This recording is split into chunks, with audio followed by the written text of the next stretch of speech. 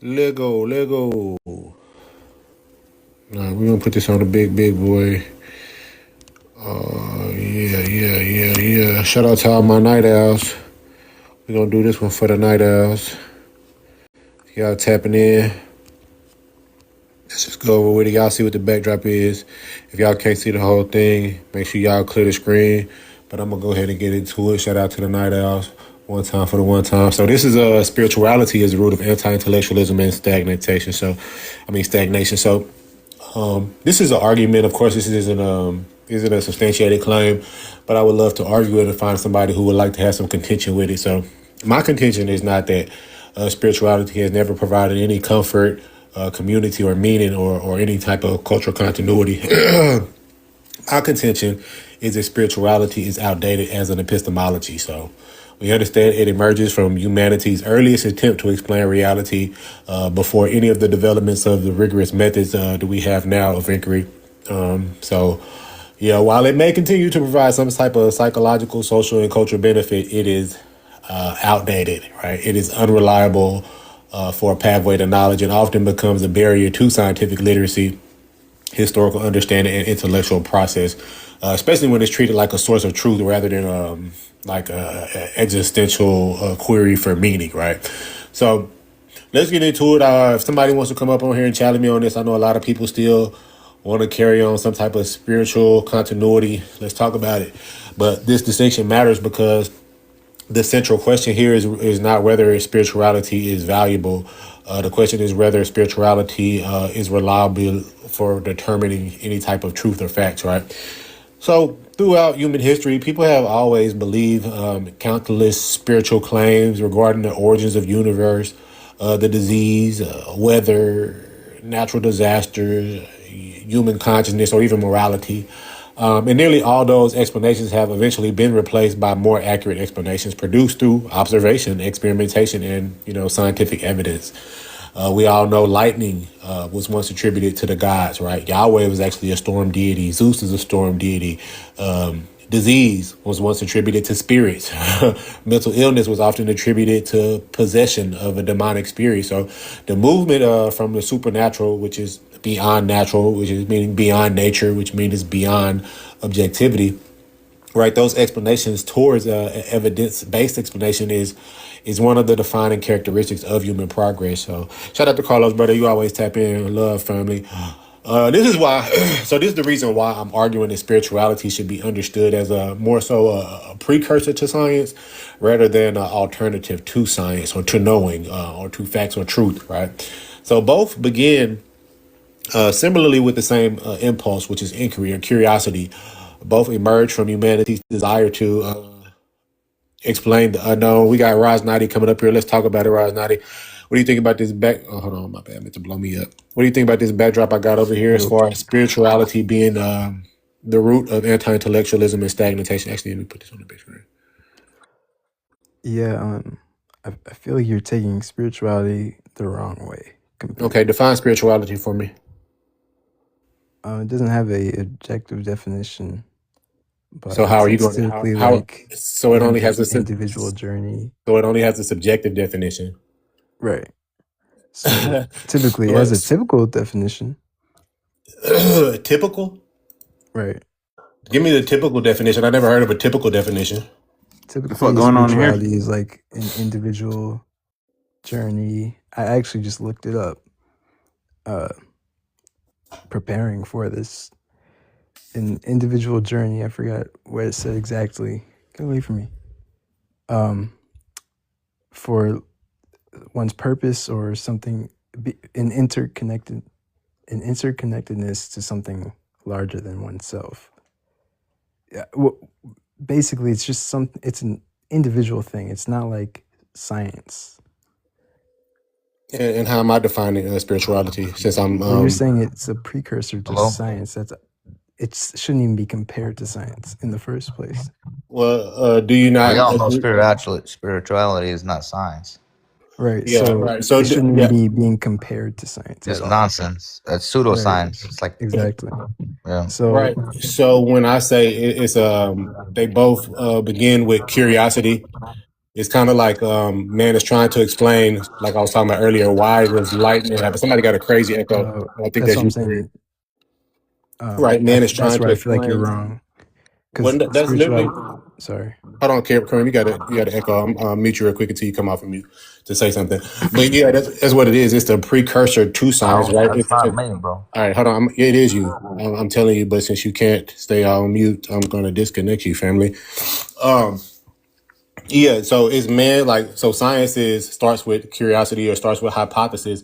This is man supposing its curiosity or its queries with the claim, right? So spirituality, I don't know if you know, comes from the trying to figure out where the soul of man is, right? Spirit literally means breath, but say we're getting out of the etymology and going to the definition of it. The actual definition of it means to be concerned with the spirit and the soul more so than the material or the physical. And this is why, even with your definition, your typical definition, with saying that it's referencing a subjectivity, it kind of like adds to my claim, right, that it is anti-intellectual and stagnant because collectively we can't move productively and pragmatically in subjectivity, right? We can only move in objectivity.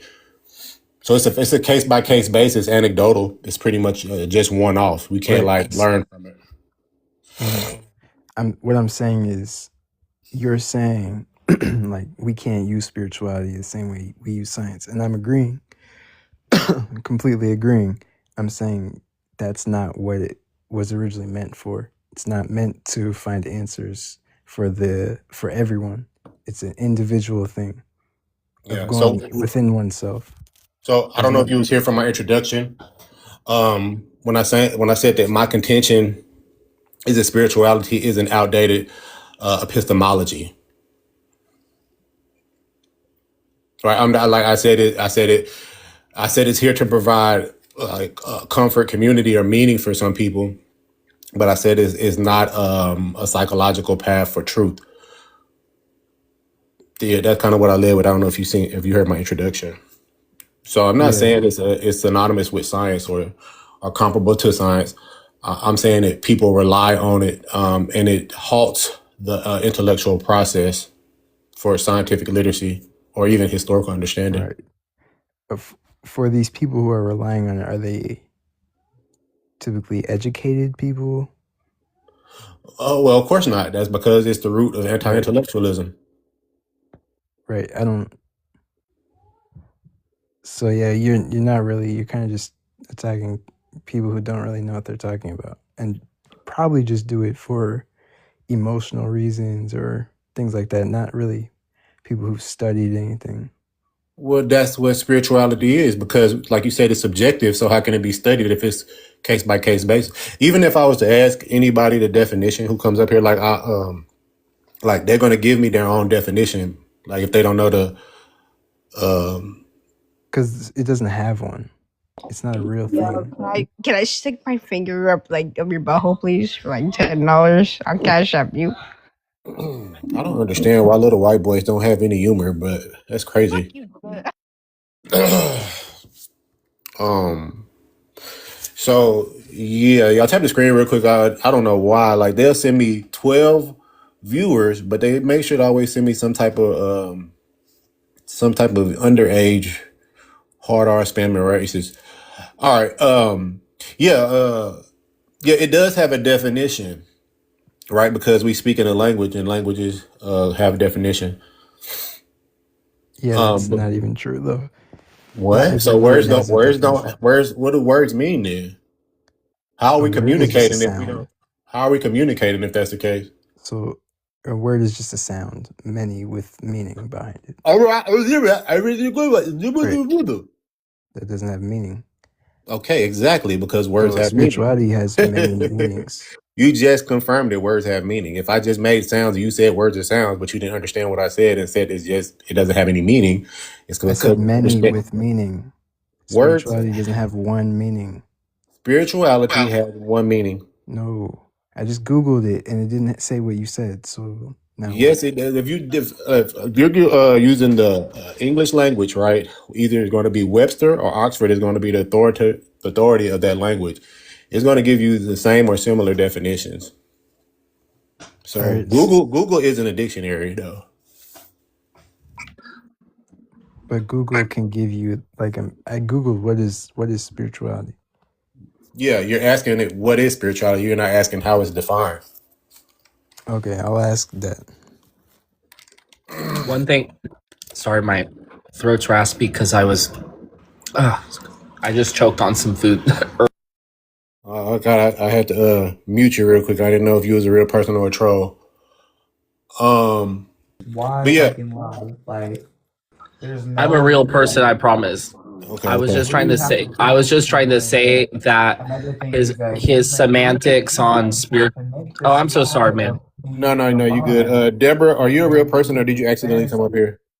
that you tell yourself is true, which is not true because you're living in a fantasy. I don't know. I think you may accidentally come up here. Y'all, if y'all come up on here, y'all just can't jump into the conversation. Try to introduce yourself or wait until you got a like pocket of free space. So yeah, Google defines it. Google's going to give you a Reddit definition, right? So as soon as you pull up spirituality, and it's going to give you, I don't know if y'all know, it shows like little links. Okay, yeah. So I looked it up. If can you look up something different for me? Does spirituality have an objective definition? Actually, I'll do you one better. You are arguing semantical meaning, right? But spirituality is an indexical term. And indexicality linguistically means that it is a word whose expression or meaning is dependent upon the context which it is used. So spirituality's meaning changes not because the word doesn't have meaning, but because the meaning is related to the culture in which it is inherently subjective to. That's what I'm saying. But your conclusion's false because your conclusion is that spirituality doesn't have a meaning. That's not my conclusion. What's your conclusion? It had multiple. Well, I wouldn't say that. That's what you just said. Spirituality. No, what I said was the meaning's dependent upon the context. More than one, exactly. Right. So now I feel like you just want to argue.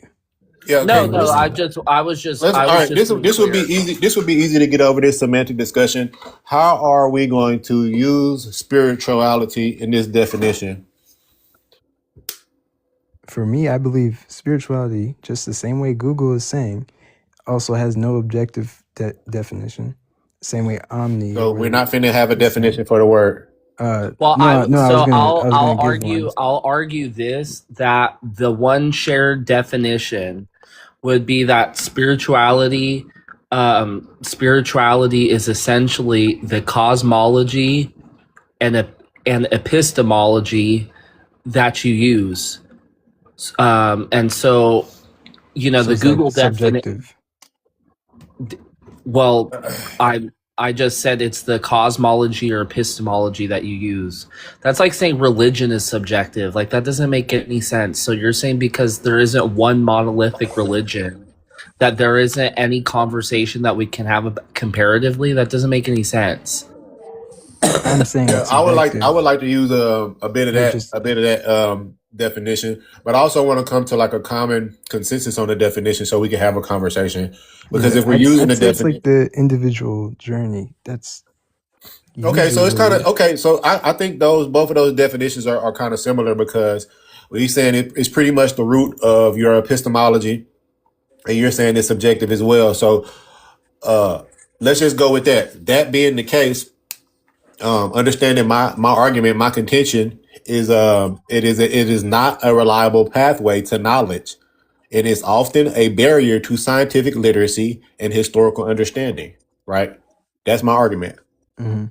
And what I'm saying is, with our definition that we agreed on, it wasn't meant to be. It was not meant for knowledge, gaining knowledge, or. So, do you know what epistemology is, though? No. Okay, so how can we move forward if you agree to a definition where you don't understand the words it's using the definition? Spirituality is inherently about meaning making and discovery. So epistemology is the way you know things to be true. or the nature of truth itself. And spirituality is a parasocial exploration of truth. So essentially, what he's arguing is that spirituality is a barrier to scientific discovery. Is that correct, host? I don't want to straw man you. Yeah, that's fair enough right there. And I'm agreeing halfway. I'm saying it was never meant for that. Yeah, But I nobody's making an disagree argument. because a lot of spirituality has resulted with scientific discovery. Yeah, but nobody's making that argument initially. But yeah, and to your point, Omi, I'm sorry, I can't read the whole name. Oh, yeah, okay, Omi. But to your point, yeah, like I was saying, some of these inquiries are the precursor to some of the scientific discoveries. Well, and I had an interesting conversation with a friend of mine, and she's an atheist, and she was arguing. Well, basically, like I was at, and this was in the just for context, like this was within a Pan-African like discussion, and we were talking about the place of like spirituality or theism or lack thereof, and she was arguing that there's like no place, and that she would argue more for like therapy and cognitive science as a form of like meaning for people in a society.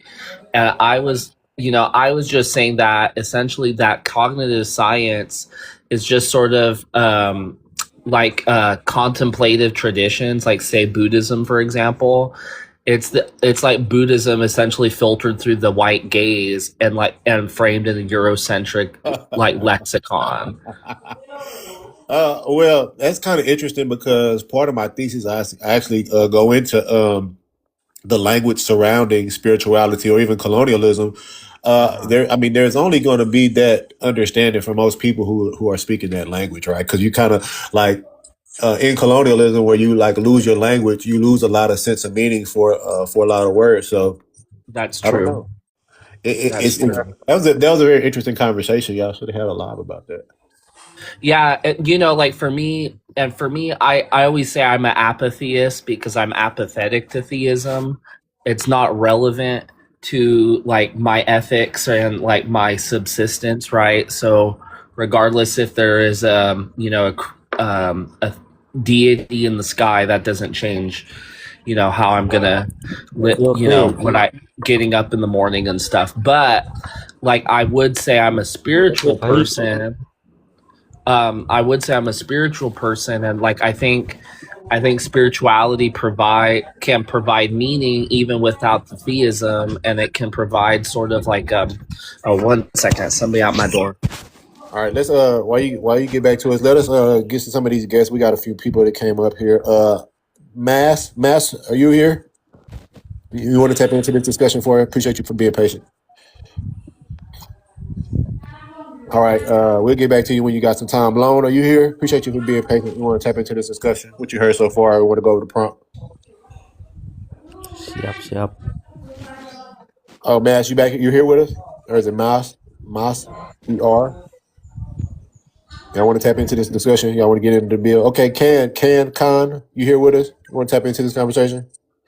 All right, yeah, okay. Well, appreciate y'all for filling the seats up. We can get back into this position. Yeah, so being that or spirituality has an epistemological approach, I wonder, like, how do you find sense of meaning in spirituality? Well, like I would just say, like for example, like I use ancestral veneration as an example because we were talking about ATRs, right? And so ancestral veneration is a form of meaning making, like across diaspora, right? It doesn't require like magical like thinking. It doesn't require theism. But what it does is it creates like, a sense of like lineage and belonging, and it can inspire like revolution and things like that. And so like I would say like, and then like looking to our ancestors and like reflecting on history. Man, shut the fuck up. It can provide context for our present and like give us insight into like how we can improve our temporary situation. So like I would just say that sorry, but so I would say like that's an example of like how spirituality can provide meaning and context to the present moment, and then like provide like a framework to like investigate the meaning of life, or at least our part in it, and etc. Okay, yeah, my bad. My bad, little buddy threw me off. Yo, Mello, why do they do this to me, bruh? What the fuck is that about even, fam? Like I got my shit on 18 and up. I promise y'all. Damien, you a real person or you a child that wants to use curse words when your mom's not around? All right, took too long either way. I see you put like a list for wonder, spirituality, philosophy. You zoomed in now. Where you at? It's on the right. Yeah. As if spirituality is just like a step in evolution. And I wanted to say, I don't think I could agree with that. I feel like I do agree it was first. It was one of the first understandings that our ancient people had, but I don't think it was just a step. I think it was just a different way of seeing. Stop. So yeah, let me read It's them off. not untrue. So wonder, our first question; spirituality, our first explanation; philosophy, our first inquiry; science, our best method; and knowledge, our greatest achievement. So yeah, it's kind of like that's what I was talking about. The precursor or the predecessor of how we ultimately get to knowledge, right? Spirituality is our original explanation of some of these things, right? And when we talk about philosophy, it was philosophers, actually Greek philosophers, who I talked about earlier, came up with the concepts of spirit and a soul, even. But that's when we get to the etymology. I don't want to conflate that with the definition, even though, I mean, to me, it's kind of relevant. Yeah, no. I'm going by more leaning towards your definition of spirituality, like with the soul and all that. That's what I was talking about. When they wrote all their like myths and all that. But see, I feel like I'm an anthropologist, and I would have to reject the soul part of the spirituality definition, because there's spiritual systems that don't believe in a soul, right? Yeah, no, I was just saying I was using his definition when I was saying that their spirituality was different. It's not like a step. It's not like a step that we took. It's just a different path that's still valid. Oh, okay. You're looking at these like steps. Yeah.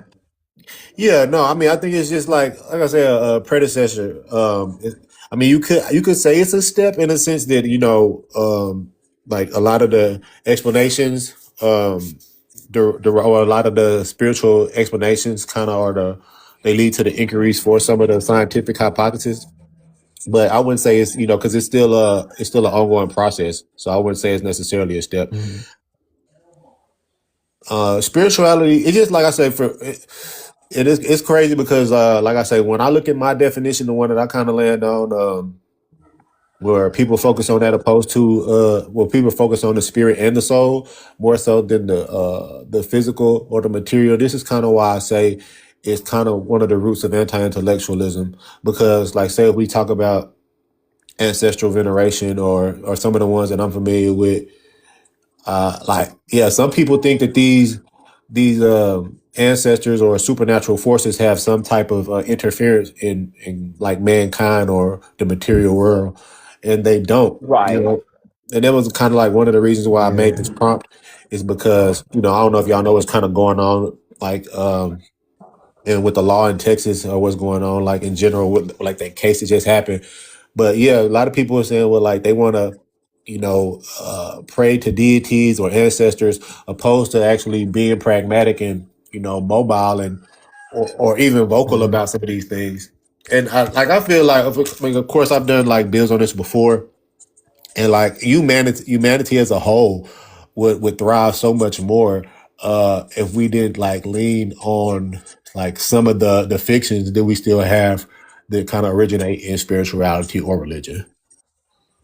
Well, could I tell you how, if you're speaking like the non-physical and people who speak on that, yeah, I do agree with you with they're usually just making stuff up, but I do also believe nothing is physical. And I could tell you like another way of looking at it, but I don't know if this is like the live for that. Well, yeah. See, I think that go ahead and do it before I speak on it. Try to explain what you mean. And then I wanted to throw something in here too after. Yeah, because I'm sorry to be like a stickler for semantics, but I really want to understand how you're defining physical in that context.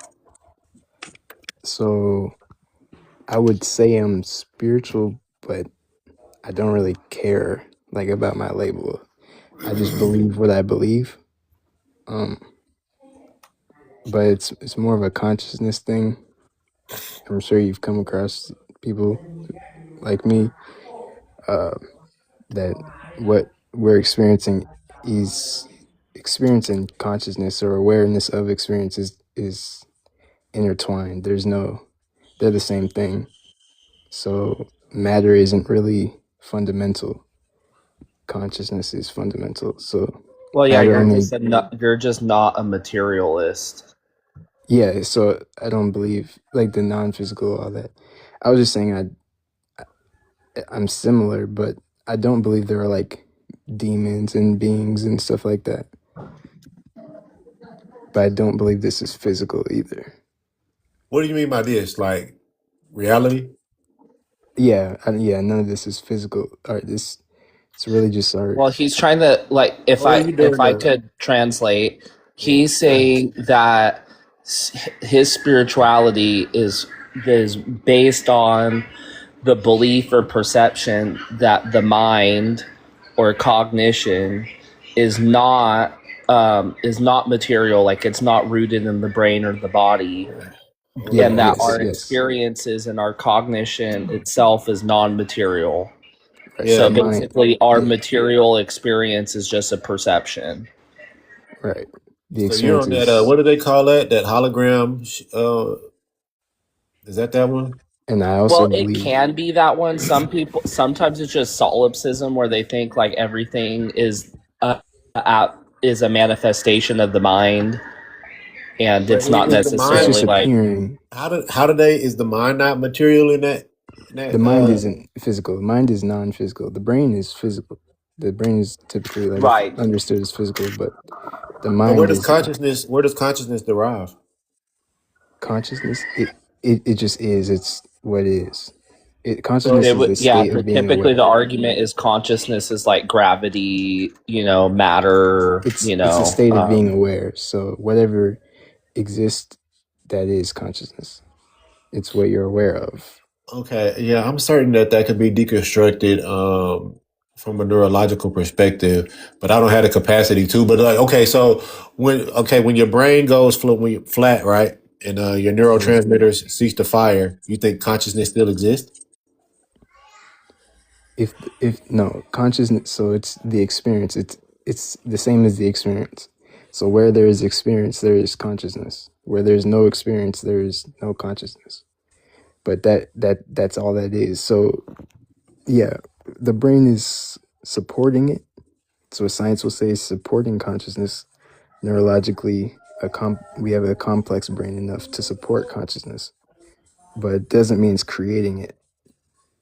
It's just and see, this is sort of an argument that's inspired by a lot of like dharmic religions or spiritual systems. Right. Essentially, the idea is that the brain or the physical body is a vehicle that sort of conditions the manifestation of consciousness, but it is not consciousness itself. your five Yeah. senses are like what's interacting. Are you like a Buddhist or a Hindu or something? No, I believe each religion is describing this. So Christianity is Okay. describing this. Man, they got to be a trippy existence, though. I'm not gonna lie. It's all of ours. But even that's why I'm saying I don't think ancient spirituality is really a step. It's just they were actually seeing clearer, in my opinion. And they wrote about it in their mythology. I think they had a trip. I think they had a trip. Hold on. No, man, get rid of Betty. I think they had a trip, probably eating some spoiled bread. Yeah, when you really look into it, you'll see they knew what they were talking about. But it takes a while to really get into that. Yeah, I actually forgot what that's called. Damn, it's like maybe devil's bread or something like that. It's the name for it. But it was a fungus that come up on the bread when it's spoiled in the Levant region, where a lot of the spiritual concepts or religions derive from. And I think, from my research, that's likely what happened. They probably had a good trip, start seeing things, and maybe confuse that with like seeing deities or feeling like they had some type of divine answers given to them. But I think everything has these things were like has a lot. studied. Like Egypt had schools for this where Greeks would go and study. Yeah. But this wasn't like a trip. This was like a big. But it's not like it's not like an objective study though. Like we're talking about, this is anecdotal.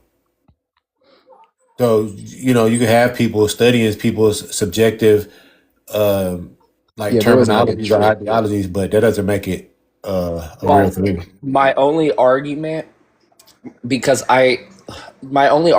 just be that cognitive science is the contemporary science that has investigated some of these things, like such as transcendental states of consciousness, and has done peer-reviewed studies without the use of like psychotropic, intoxicants, right?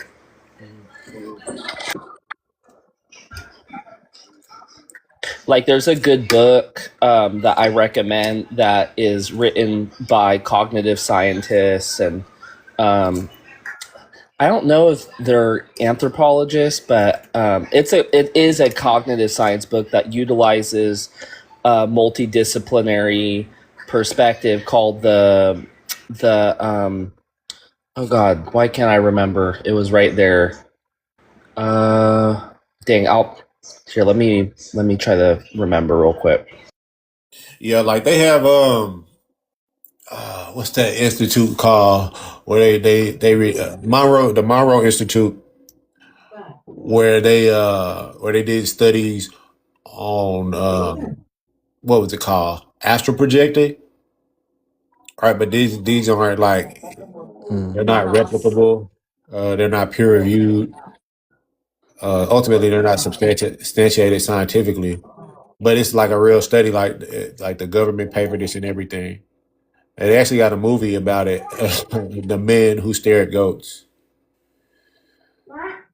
Really? Yeah, I don't know how much I believe in that stuff. But yeah, I just bring it up because it kind of has shared origins with like Vedic thought. Right. A lot The book I remember, it was called The Embodied Mind, and it's it's cognitive science. So these are like psychiatrists and stuff who are accredited. The Embodied Mind. Yeah, but this isn't like pseudoscience, like astral projection talk. Though this is more just about like sort of understanding the capacity of human consciousness, both physical and like in a non-material sort of sense.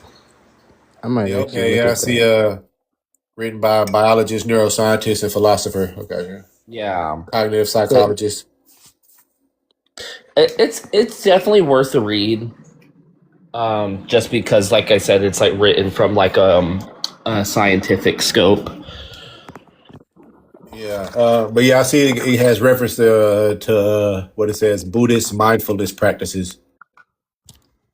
Right, because they did like case studies where they studied certain like meditation practices and stuff like that, minus the theism, Like Right. Yeah. brainwave which states. Buddhism isn't theistic. So Right. Yeah, Yeah. that's It not a kind of religion. reminds me of I forget the name of the study.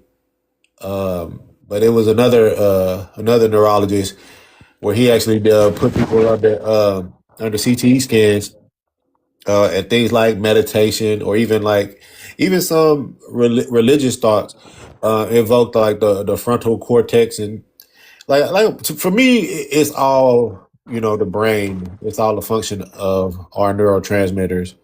Whether I think everything else is based on experience and exposure. and like I think that is supported by there's going to be people who disagree, but a lot of these metaphysical questions can't really even be answered, right? It's like you can't prove or disprove it, so that's why I'm like apathetical to those things. Yeah, yeah, and that's the reason why I say like in the pursuit of knowledge, right? And a lot of people, okay, what is this? Well, it's a saying that I always use. A person can portray their own senses, but not one's own beliefs, right? So when we talk about spiritual system, this is often like how you talk about how they lead with their epistemological approaches, right? How they consume information for truth or fact or correctness. So when this is somebody's approach, I mean, in reality, it's delusional because we are in an objective world. We are actually in the material world. So when somebody doesn't agree to that, it's like, okay, well, I'm saying it's 2:02. I mean, it's 2:08 where I'm at. I mean, it might be a different hour somebody else is at, but it's still the same minute hand. But it's like we can't agree that we're in the same reality. So people are coming up with their own conclusions, pretty much based off their anecdotal interpretations of, nonetheless, what they're experiencing in reality. And it was I Well, really that's said why this. I would say I would say that like you can have a framework that doesn't have confirmation bias, that is more engaged with the epistemology and cosmology that is not in contention with science, right? Like I think you can do that, but I just don't think that's what most people do. Like I think 99% of the time most people aren't doing that. I think most people are doing it maybe subconsciously because you have to, because like nonetheless there is reality. But I think when at least when like people get on these apps and they start to spread what they believe or what they think is coming from that spiritual perspective, that metaphysical understanding. You know, each ancient myth was pretty much just a different telling of a awakening story. What you mean by awakening? Yeah, like So there's different the processes of awakening, which just like of being asleep, awakening. It's pretty much that, and then they tell it in different ways with different characters and storytelling. Why do And you think well, that I is? would actually I would argue that creation stories yeah, are creation stories stories. They're of awakening. Yes. ethnogenesis for a group of people. It's not about consciousness itself. It's more rather about the origin of a certain ethnic group within a bioregion.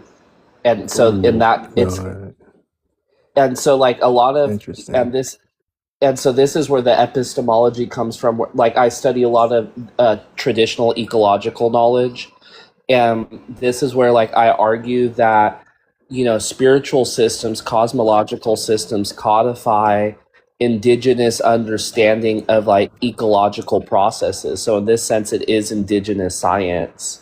And so like animism, for example, like if you look at root work like hoodoo, um hoodoo, which comes from, originally it's a syncretic, spirituality, but originates from West Africa, from Vodun and some other things. And a lot of the cosmological beliefs are telling a story about like the mycorrhizal network of trees and the connection of like ancestors and these different things. And then like it's an observation of seasonal changes, and so like it codifies different things about the natural world that is scientific, but then it has a narrative which is human and like, metaphysical, and, does a lot of magical thinking. And so like I would say like, and there's some systems that have less magical thinking and no theism than compared to others, and then there's some that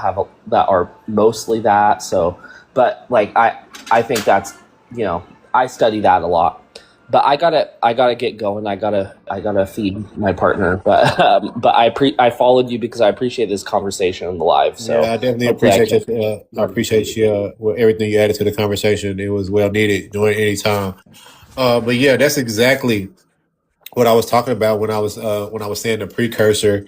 It's really essentially a desire to explain the unknown before we have like certain mechanisms developed to do so, or technology. Yeah, that's where I disagree. I don't think they were. I don't think they would spend that much time just making stuff up about things they didn't know. Well, I know they weren't. Well, how could they know them? There's patterns in what they write. There's hold on 1 second. Patterns. Yeah, patterns is good. And then essentially, what I did want to get to was the part about the language, right?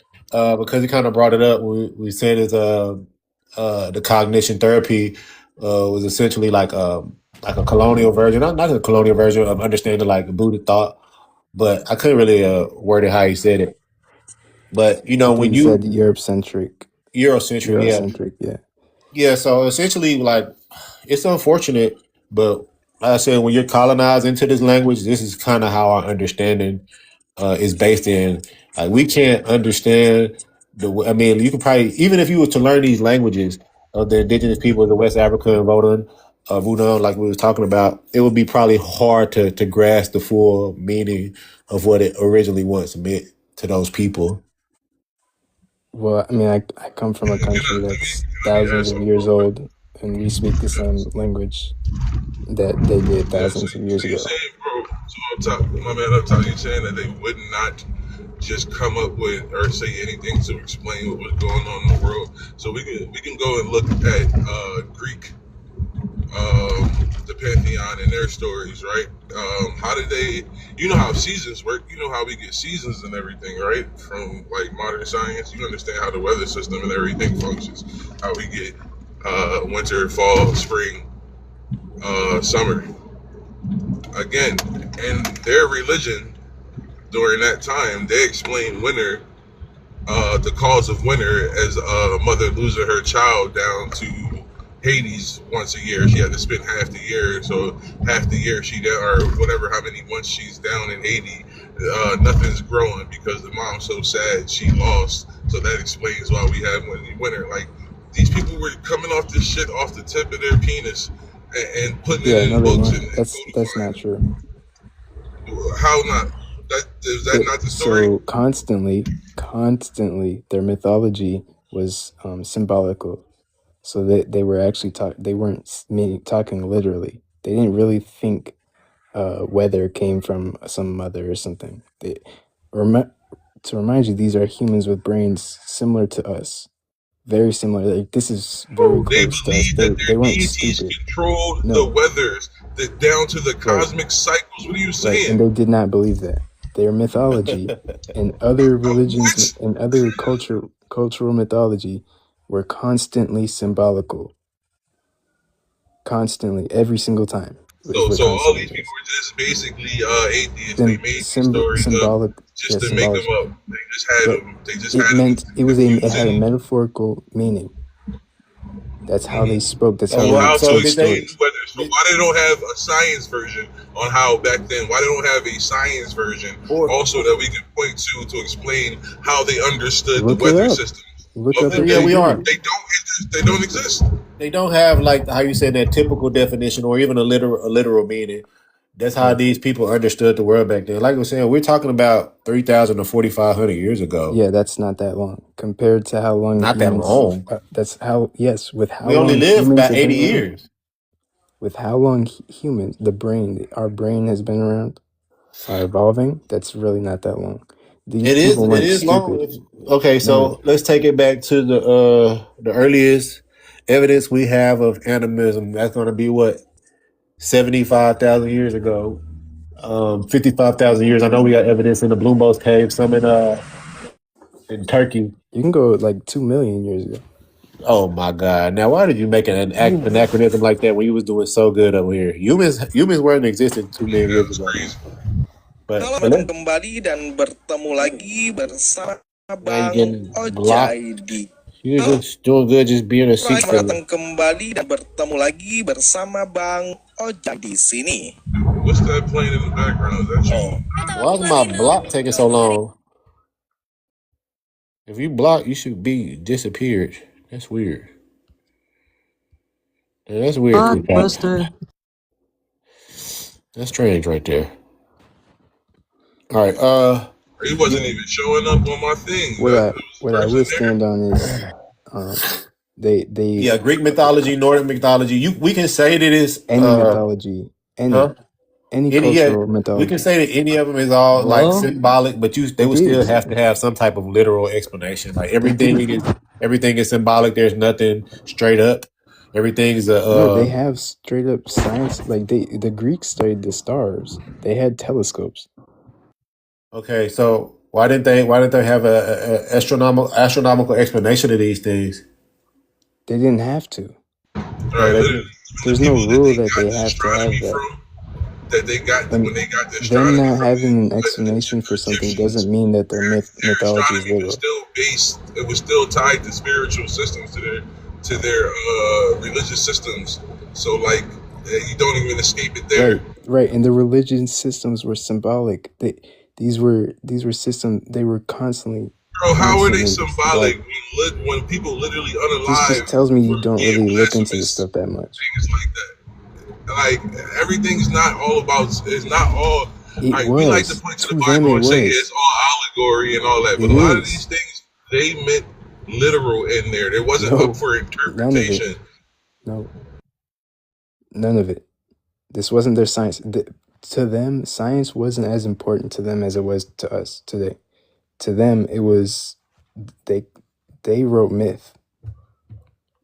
I'm sorry. Why would anybody leave your eternal damnation or eternal whatever, your soul, your John, up to metaphors, up to you hopefully understand it, hopefully That you is the can metaphor. create It is the overview metaphor. of it. Wait. Hold on. Let him listen to what he just Hold on, said. real quick. Just one sentence right here. That So, for the vast majority of ancient people, the underlying reality of gods, spirits, cosmic forces was entirely literal. But for specific stories told about them were understood to be flexible, symbolic, and poetic. right. So it says Symbolic and poetic. entirely literal when you talk about cosmic forces, spirits, and gods. Where does it say entirely literal? Right here. Entirely literal. Cosmic forces.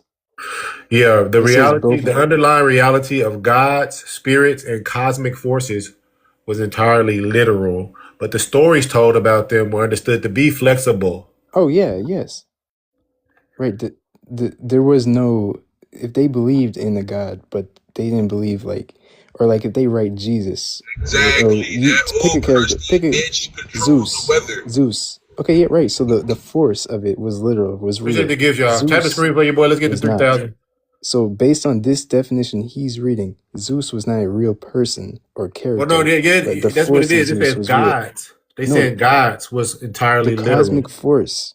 But look, it says gods too. Zeus would be Right, considered a right. god. The meaning behind the symbolic meaning is real.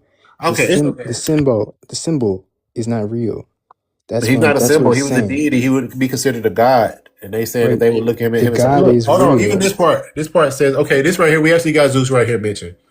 So ancient peoples genuinely believed that supernatural forces controlled the physical world. Physical Right. evidence. The storm was a literal power of Power of Zeus. Zeus. Right. Or Thor, And if he was in Greek mythology. but Zeus is not a real What do you think thing. about Greek mythology, Kanka?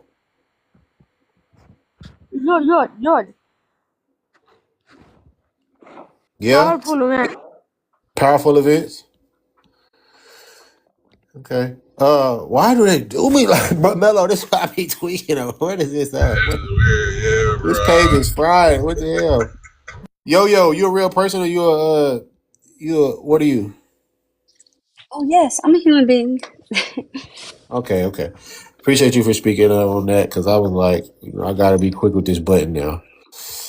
Okay, let's break up some of the monotony. What do you think about this conversation? So, once again, let me let you know my argument. Right, my contention is that spirituality is an outdated epistemology. It's not a correct approach for substantiating what's true or what's factual. Mm-hmm. And yeah, I do think people like lead with this. Yeah, I wish I gotta find that quote. Y'all, this is one of my favorite quotes. One can portray their own senses, but not their own beliefs. If spirituality is ultimately subjective, nonetheless, it's how people like lead their way through the world. It's like their moral compass. What's to dissuade or persuade them that objectivity is the way, opposed to what they believe? But you can go ahead and tap in on this conversation or the backdrop if you want to. Appreciate you for coming up. Appreciate your No, patience. I want to hear what people say with that, and then I'll listen. I got Yeah, something to say, but I just want to hear something first because y'all were talking. yeah. We Let me hear. kind of getting hung up a little bit on semantics and definitions, and now we're trying to like, I don't know. We're trying to say that, like, from my understanding, these people took these things literally. Like, I know so because people in modern day take these things literally. So, like, they definitely did thousands of years ago. But maybe it had a hint of symbolism, but nonetheless, yeah, this was real life for these people. They didn't build these Yeah, but statues for that's just so symbolic. wrong, though. And I mean, that's again, that. when you were the one that You said don't make Google just uses sacrifices Reddit, for and then you pulled symbolism. You know what I'm Google up saying? to You prove don't do it. that. I mean, you guys will just be lost as long as you need to. But I mean, I understand. Like you already told me, like your explanation of where you're coming from. You kind of going to lead with subjectivity, and because it kind of like you create your own reality type of thing. But to me, You talking to me? there is an objective reality. You talking to me? No, you're not, Raz. yeah, there is an objective Yeah. reality, right? That's undeniable. Yeah. I just don't. It's constant. I can't express to you enough how many times that the same symbolical story happens in different cultures. They're writing about the same thing over and over, pretty much just metaphorically. In the same They're region. not stupid. In the same region, right? Us Kind of thinking like they're how stupid is just stupid of us. I'm not saying that they're stupid. You're saying they believed in deities and gods when they were writing mythology. Mythology is symbolical. I mean, well, we just got through reading it as literal. That these people perceived it as literal. So you're just disagreeing with the information. Right, but you use Google when you said Google comes off Reddit. What are you using though? I'm literally looking at them and I'm pattern recognition. I don't like studying. Okay, let's do this then. Explain the region. Explain the reason for the similarities in the mythologies, right? Across the same region. That's what we're talking about here. If we talk about the earliest thought with the Mesopotamia, Babylonia, ancient Egyptians, yeah, these people are in the same proximity to each other. Obviously, they didn't think the Epic of Gilgamesh was a real thing. That is a metaphorical story of the ego. Like they literally bring it up. The ego. Egypt, for example, Egypt didn't hide that theirs was like they knew the sun wasn't really a being. Like they worshipped it, but they also had a metaphorical story in the Book of the Dead, and what was the sun god? Ra. I forgot, they had a different name for the story than they did for the actual sun. But So the sun was Ra, and in the story of the Book of the Dead, I forgot the exact name, but it was slightly different. So they separated it because they knew that it wasn't real. They weren't idiots. They were really smart. Why are you saying that they're idiots because they have mythology? Listen, I think my best argument for this is that people treat these things literally today. Like Right, it's but people we're not waiting on a creating them today. 26,000 year. But we're not creating them today. They were creating them. They know what it actually means. They were. We I are don't think. looking at it from a distance, so we don't know what it actually means. Yeah, I don't That's think. why I don't think they necessarily created them. they're writing it in the book. They know what they're writing. They know what their brain Who is is they? thinking. They is not. The You make it writer, seem like they, like the the writer whole ethnicity is writing for the these Book of books. the Dead, the Egyptians, they knew what they were Is writing. that all Egyptians didn't write the Book of the Dead though? The writer knew what So he the or she was writer. writing. So you're Yes. saying all of these individual writers know, but you're conflating it to say that the whole community, the whole ethnicity, the whole country knew. Why Which would one is an it? entire community know one thing? That's never going to happen. That Everything you're what you saying said. that you compare it to is not adding up. It says just the Epic of Gilgamesh is deeply intertwined with ancient Mesopotamian religion. It is fundamentally a mythological tale that relies entirely on polytheistic religious frameworks to explain the creation of humankind, the limits of mortality, and the relationship between humans and gods. So if you think they just wrote that again on symbolism, just the Oh, I metaphors, know no, they that's what they did. believed back And again, like he then. said, How can you know? How do you know that, bro? because How this just comes from there? Reddit, right? Host? He knows it because he's making himself the authority. But like I said, from his No, his because epistemological approach, he has to do that because that's how he views life. He views life like, he's the authority, he's the creator of his reality.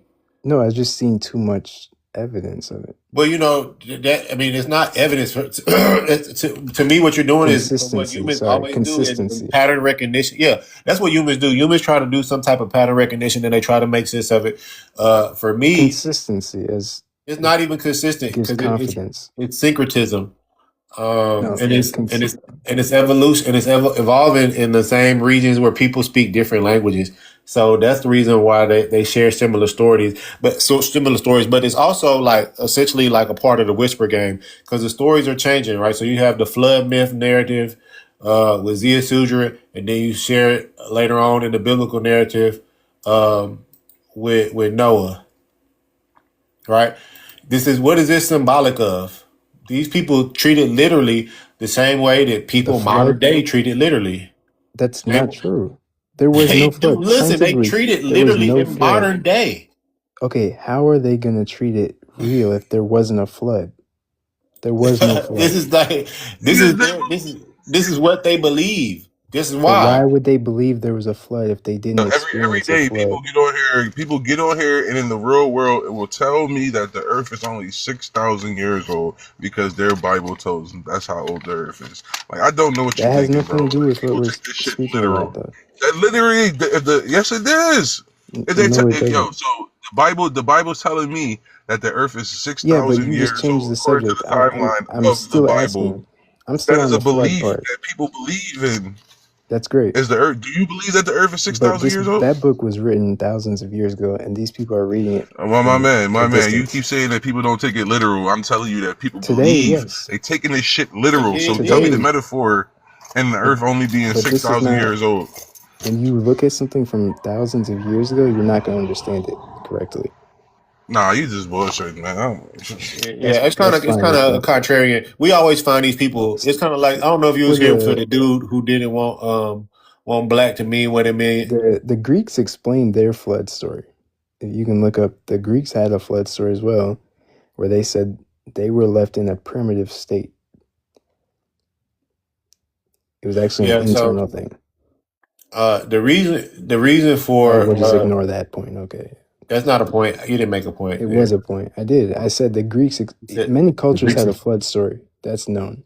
The Greeks explained their flood story more in depth. Please don't talk about the Greeks. The Greeks stated they were left in a primitive state after their flood. That points to a more internal flood This flood was not a real thing that happened outside. Was it symbolic or was it historical to them? The Greeks' flood story. I don't know too much. I know they stated they were left in a primitive state. It's an internal thing. That's what all these are about. The main part we're talking about in this context is whether these people perceived it as historical or symbolic. Symbolic. They understand it's an internal thing. It's mythology. So a flood is leaving these people in a primitive state is symbolic of what? Symbolic. It's an internal experience that they're trying to describe. That's what all these what is are. the experience? What is the literal of awakening? The process of awakening. It's what they say the soul goes through. What is the literal history that left these people in a primitive state? If the flood story is the symbolic narrative, it wasn't like a real thing happened. It's them saying this is what happened to me. I'm asking what is the real thing that happened? My best guess would be something with consciousness. Is what they wrote about all the time. Thank you for admitting that you are guessing. Right? The Greeks, yes. I said it first. I don't know. No, that's what you're doing with all of these people. You are guessing. You're using your. That's what you're telling us. You're using your pattern recognition to try to explain things that you do not know. So now you're just hooting and hollering at this point. I mean, I'm telling you the truth. That's what you're doing. You've yet to give it right. That's what you're saying, right? You're saying this is your own research from your own understanding. You're assuming that this is. I don't know much about their story. You're assuming that these symbolic stories, these allegorical stories, are you are, bro, because you can't even explain what they are literally or how these people perceive them literally, and that's what we're asking. Because that's what you're telling us. That's the whole point of this conversation. That's what we're trying to figure out. No, you're making the claim that this is this symbology is the Greek mythology is symbolic. I showed you how it's not. They didn't believe it was a real flood because that's what you guys were yelling about earlier. Okay, now if they did not believe it was a real flood. If they did not believe it was a real flood, what is the literal meaning for them? That has nothing. Me proving you wrong doesn't mean you. That's not. You're not. I'm not saying anything to be proven first, like you're substantiating that you're wrong. You're substantiating your own claim right now. You're not trying to prove me wrong about anything. No, I haven't staked the claim. I'm okay with answering. I'll answer your question. That's what I'm. I'm asking the question because I haven't made the claim. You made the claim. That's why. That's all you guys do. I'm not a you guys. I'm an individual. You just want to argue. You're getting defensive for no reason, right? So because no matter how many times I prove something, you're just didn't prove one thing. Digging. Reiterate what you have proven. I proved they did not believe the flood was a literal thing. Okay, now what was the literal explanation of the flood is what I'm asking. That has nothing to do with me proving you wrong. You're not proving me wrong if I didn't make a claim. I stated, we can look this up since you guys love Google, but you hated it when it proved you wrong. What claim did I make that you proved me wrong in? You didn't claim that. Okay, so you can't prove me wrong unless I make a claim. You made the claim that the story was. No, you made a claim. Yeah, you said. What is the claim that I made? They thought it was literal. No, I didn't. They believed all this was literal. You did. You even brought it up on Google. You said, it's all literal. I'm saying that they thought that their mythology was literal. Yes. Yeah, that has been backed up with my research, right? And the research that I showed you, and if you look at this, because you said it, I don't know where you said it came from. Hold on. So you said if I look it up in Google. Did the Greeks have a flood story? And what happened? No. Was the Greek flood story literal to these people? No, I was just saying I wasn't proving that or making a claim that it was or wasn't. I was saying the Greeks also had a flood story. And I described in their flood story, they went more in depth. They described that they were left in a primitive state. So that shows that this flood was more of an internal thing than an external thing. Okay. All right. We're getting lost in the sauce right now. Oh, yeah. Now you're wrong and we're lost in the sauce. Okay. Yeah. Ultimately, these people believed that their mythologies was literal. No. You do.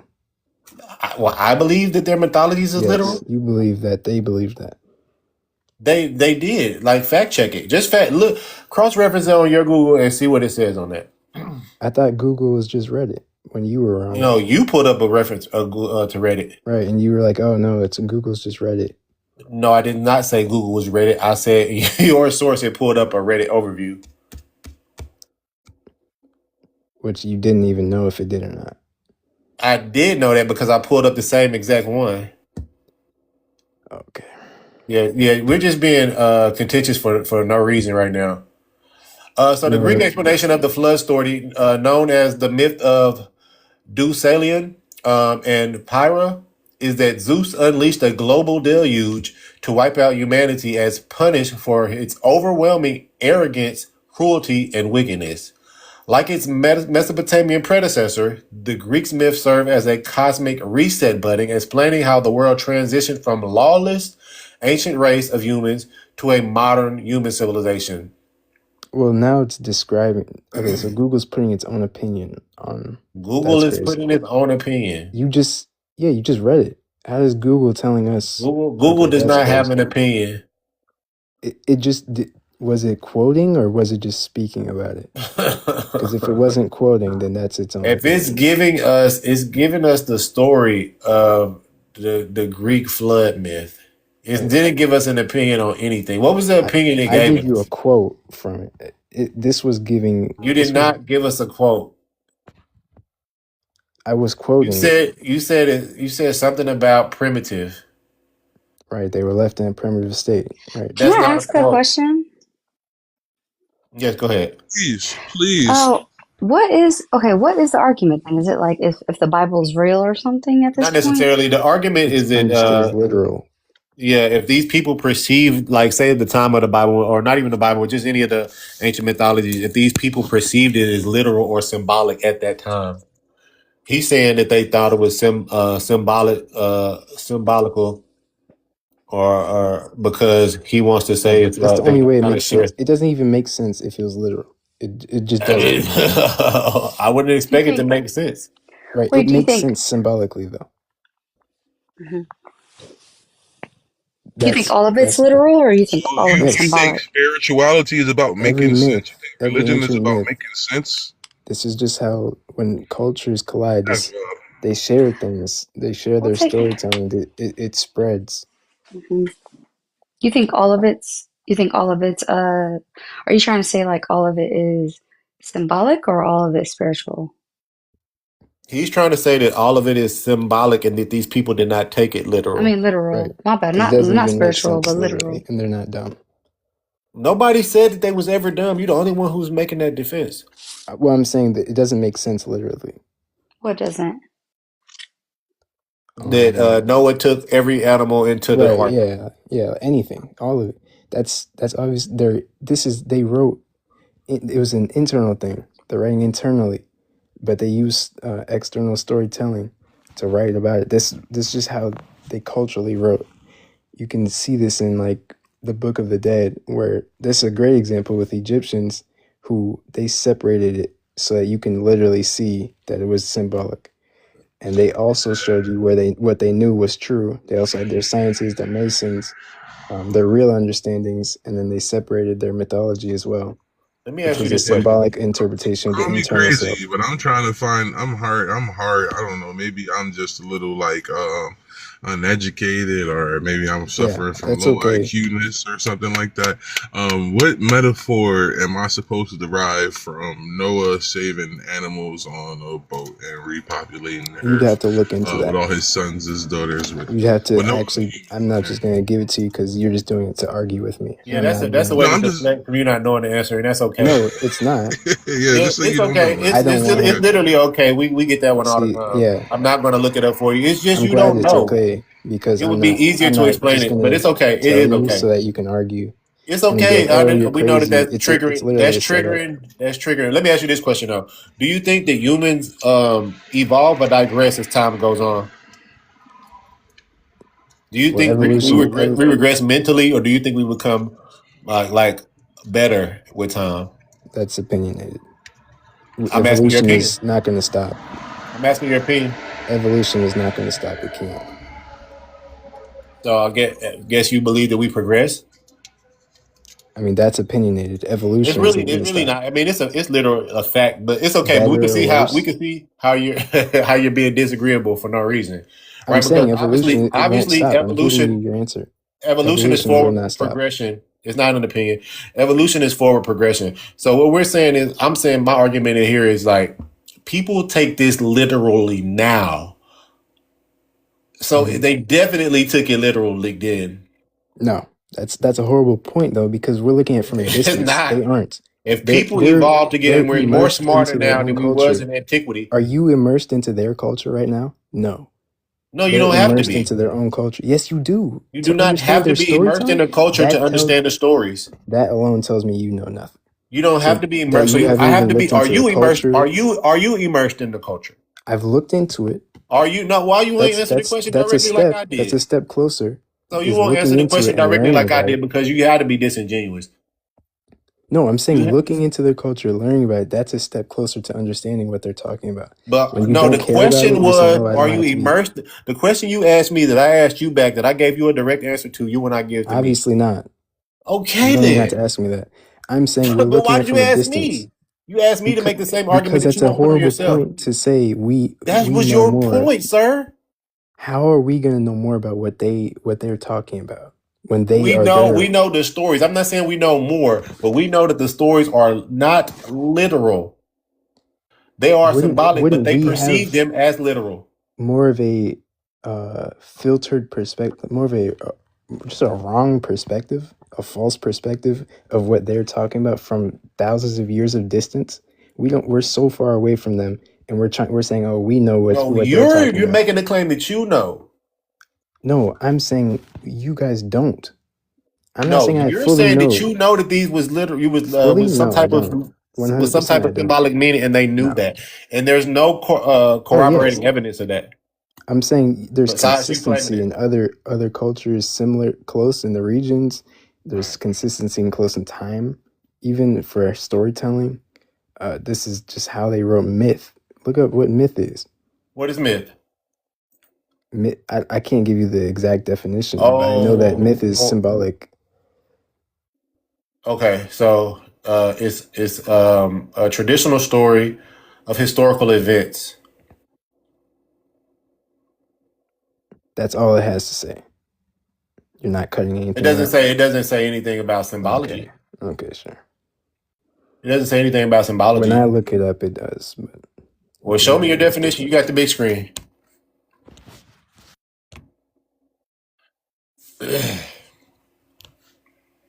This is when we just get to prove that a person is being disingenuous.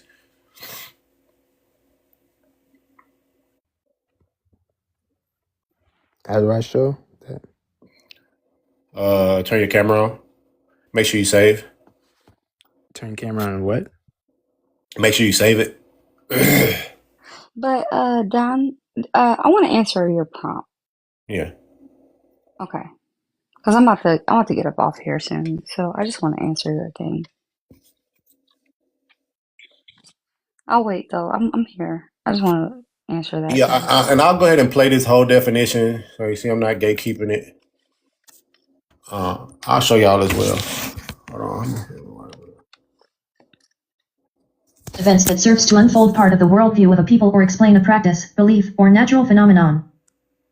So, usually traditional story of ostensibly historical events serve to unfold part of a worldview of people to explain a practice, belief, or natural phenomenon. That's what it says. Wait, I still don't understand how to put up like Google. Okay. Can you just look it up for me? I mean, I just showed you the definition of when I looked it up. Is mythology symbolic? Just look it up. We looked up the definition. You asked differently. So y'all know this will be on YouTube. Y'all can rewind it, but I think he did ask me the definition of myth. Nonetheless, we'll move on to mythology. Says an allegorical narrative, a body of myths Myths dealing with gods, demigods, and legendary heroes of a particular people. Branch of knowledge that deals with myth. My question was, is mythology symbolic? Yeah, no, Because you if it's actually not, claim then you Google will actually just say that's no. not. Please, y'all rewind this if y'all go on YouTube. But to my memory, my recollection, you said the symbology was in the definition of myth. Right, and you said it wasn't, so I was like, okay, can you look up, is mythology symbolic? Because then Google will just say no. Please if it's not. rewind that because we Otherwise, did not say you're that just either. you're just refusing. No, I'm just giving a narration for the people who play this back on YouTube to rewind this and hear when a person is being disingenuous and lying in 4K. Like for what? You don't get no I'm brownie. asking a question. How am I lying in a question? No, you said what you said. You did not say it.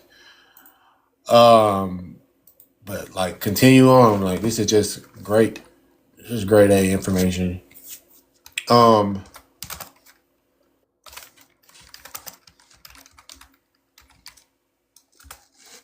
man, a little typo here. Hold on. But we already did this question though, but I'll do it again.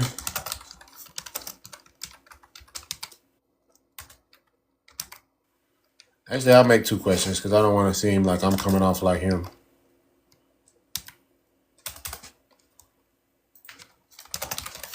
Can I ask you though? Why do you? Okay, host.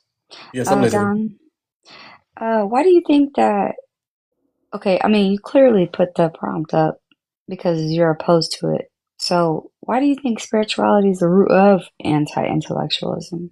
And it's a part of stagnation. It's partially rage bait, but it's in all honesty, it's the epistemological approach of spirituality that's the root of anti-intellectualism. So I have a lot of conversations on here. One of the conversations is often based in like, are Black people native to Africa or were we indigenous to America? And oftentimes I say, how did you get there? They say, well, we was always here. I'm saying, what does that mean? Or they think they can spring up from the ground, right? Mm-hmm. So that's rooted in mythology, right? It's actually rooted in Nordic mythology, but it's also based in like the creation stories when people think that life was created instead of understanding that scientifically we evolved. Mm-hmm.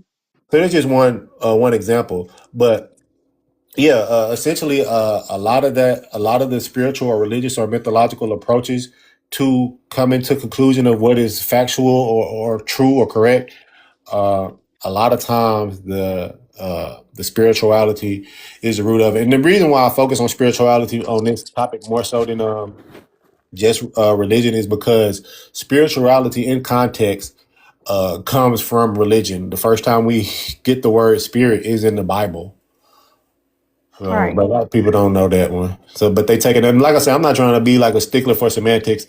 Understand, like we got our own modern definition for spirituality, but even in the definition I use is when people are concerned with the spirit or the soul more so than the material or the physical, and that just kind of like that's the answer right there for like the stagnation of being pragmatic or productive. When you think that you're going to have a supernatural deity entity come and intervene in the material world.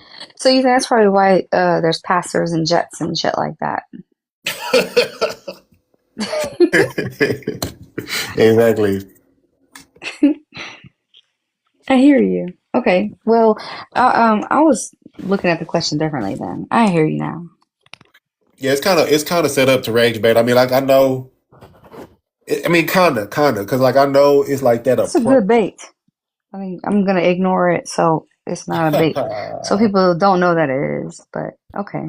Yeah, but I mean, ultimately, it kind of is, but ultimately, it's right. It's like how we come to a conclusion for how we understand what's true, what's a fact. Like for me, it's going to be tangible, objective, empirical data, right, or science. Mm-hmm. A lot of people will think like, I'm telling you, okay, look. So I trolled this lady on a post where she was making a whole bunch of claims. Her name is Dr. Reverend, but she goes off on a whole bunch of pseudo-subjective, spiritual, anecdotal tangent. And she got like hella views and all the people in the comments was like, facts. Like, I'm like, so I'm just trolling her like on some genuine shit though. Like, how do I cross-reference like this information? And then she automatically gets triggered because she knows there's no way I can do it. I have to believe what she's saying. But this is the thing, especially like in my community, a lot of people like kind of revert back to what's essentially was shamanism at a point where they think that they can just make up things and not have talk their shit at the same time. Yeah, like, bro, you got to prove some of this shit now. We're in modern times. And I'm just saying, like, this is what a lot of it is based on. So yes, myth is fundamentally. Do you feel like the Bible is a myth, or it's I have a perception of the Bible. I'm learning, but I'm starting to transition into a certain perception. The Bible is based off Canaanite mythology. I'm listening. So essentially, it's myths syncretized with Egyptian mythology and Greek mythology, Roman mythology, and German mythology. So do you feel like Jesus But that doesn't is a myth take power away from it, though. Power? It has no power. I mean, like mythology subjective is power. Like if if you it's believe it holds power to you. It doesn't.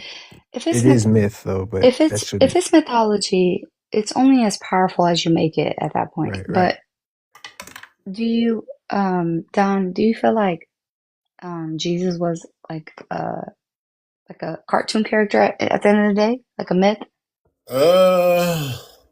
Like equivalent, or do you feel like he was a person? He's just not what they made him to be. Yeah, probably the second one. It probably was a person, but see, that even when it comes to Jesus, so that's where I'm at. I feel like even when it comes to Jesus, like if I'm taking it from like the biblical narrative and using that as the history of Jesus, then yeah, I think that they added a lot of like supernatural powers to him. But he was probably just a regular person. If anything, he was probably like a magician, a revolutionary magician. Really? Like David Blaine or something. We was like, damn. He was one of them. Oh yeah, because let me tell you why. The etymology for magic, right, takes you to the Medianite tribe. Yahweh is a Medianite deity. This is confirmed in the Bible in Exodus 13. When you believe in Yahweh. That's what I'm trying to tell you about Yahweh. So Yahweh is from Median. Yahweh is from Median. This is confirmed when Moses. Listen, kid, you can learn something before you wet your bed. Dang. But yeah, this is confirmed. So creepy. I'm telling you, like they'll send me 45 at the end of this live. It's gonna say I got like 55 viewers, and like 12 people came up here and been trolls. It's so funny. TikTok, y'all are trolls yourself. But yeah, the word magic comes from this region, right? From these people who are ultimately Persians. And yeah, I mean, I think he was a magician or something of the sort. Look it up. Let me tell y'all. But what if he was like a person that isn't the same? What if he was just a person that understood like the concept of like how we as people, like a human being, like they actually connected to their highest power within themselves, and then they came off. Like you ever been around somebody that no, that's what he is. Has a very strong. I'm sorry. Go ahead. No, you're good. He don't want to interrupt you fully. He just want to say that part. I was agreeing with you. Yeah, I was saying. Yeah, so like you ever been around somebody where like they have a very strong aura, and that's just aura alone. But then now they meditate on high frequency. They do things you never met that before, but we only use like our brain. Maybe Jesus like majority. We use all of our brain. I think that's another misconception. And like, I mean, those people back then at that time, they were using. Did you know that we use all of our brain? I'm not talking about in time period, but at that time. You think we use all of our brain? Yeah, we use all of our brain. I wish we did. We did. Let me see if I can pull it up. I think at that time they were. Why do you think that? Because I think he's saying like I agree use with every function. We use 15% of our brain. That's a misconception. Yeah, there you go. We did, but not. We use, 100%. and then As I in like said, each what organ. percentage of our brain do we use? We use 100% of our brains. But let me show you this part, and then I do want to respond back to what you said though, because it's interesting. Because when we talk about things like frequency, we're like, just ask yourselves, where does this come from? Like when I do my research, I do the 5 W's, 1 H. That's the who, what, when, where, why, how. So that means that's the reason why I know that magic comes from the Magi and it comes from the Persians, right? So the word magic originates from the ancient Greek magically, specifically, literally the magic art. It originally possessed a supernatural connotation rather than the ethnonym used by the Greeks. Historical evolution, old Persian roots, right? Persian, we got to understand where the biblical narrative takes place, or more importantly, where Yahweh originates from. And y'all can confirm with me that Yahweh is a storm god, right? From Median, and he's a part of the Medianites. The Medianites are iron workers, Why and do you it's think? like, Okay, Don. Why do you think magic came? Okay, I get I see what you're reading. yeah. Let me just read. But Let me just read because this you're part, reading and that, then let me read this hmm part, and then may answer your question. So the priests, I don't know if okay. y'all familiar with the Bible when they talk about the Magi. This is where the same word comes from. So the old Persian roots, magus, the priest, oldest known ancestor of the word is a magus. The context, the term referred to a member of the ancient hereditarily priestly tribe in Media. This is modern day Iran. When the Persian Empire expanded under Cyrus the Great, these magi, that's plural, became the official Zoroaster priest of the Persian courts. The reason why this is important with Zoroastrianism, if y'all don't know, this is the first monotheistic religion. That means before there was Yahweh is God or this one monotheistic deity, Zoroastrianism is the reason they presented this. And Cyrus the Great, he's in the Bible, is letting them build their second temple. Wait, I so don't what's Zoroaster? What is that? Zoroastrianism is the first monotheistic religion, right? So Mm, the first one God religion. yeah. Okay. I'm gonna look at that. Yeah, and then you'll see that the Babylonian exile, when they tore down the first temple, Cyrus the Great, mentioned all over the Bible, they praise him, even though he practices Zoroastrianism. They revere him, but they put the claim to their God, who is Yahweh, who once again is not only a Midianite storm god, but even in the Bible, it lets you know that he's a man, and actually he's a man of war, and that's quoted in the Bible as well.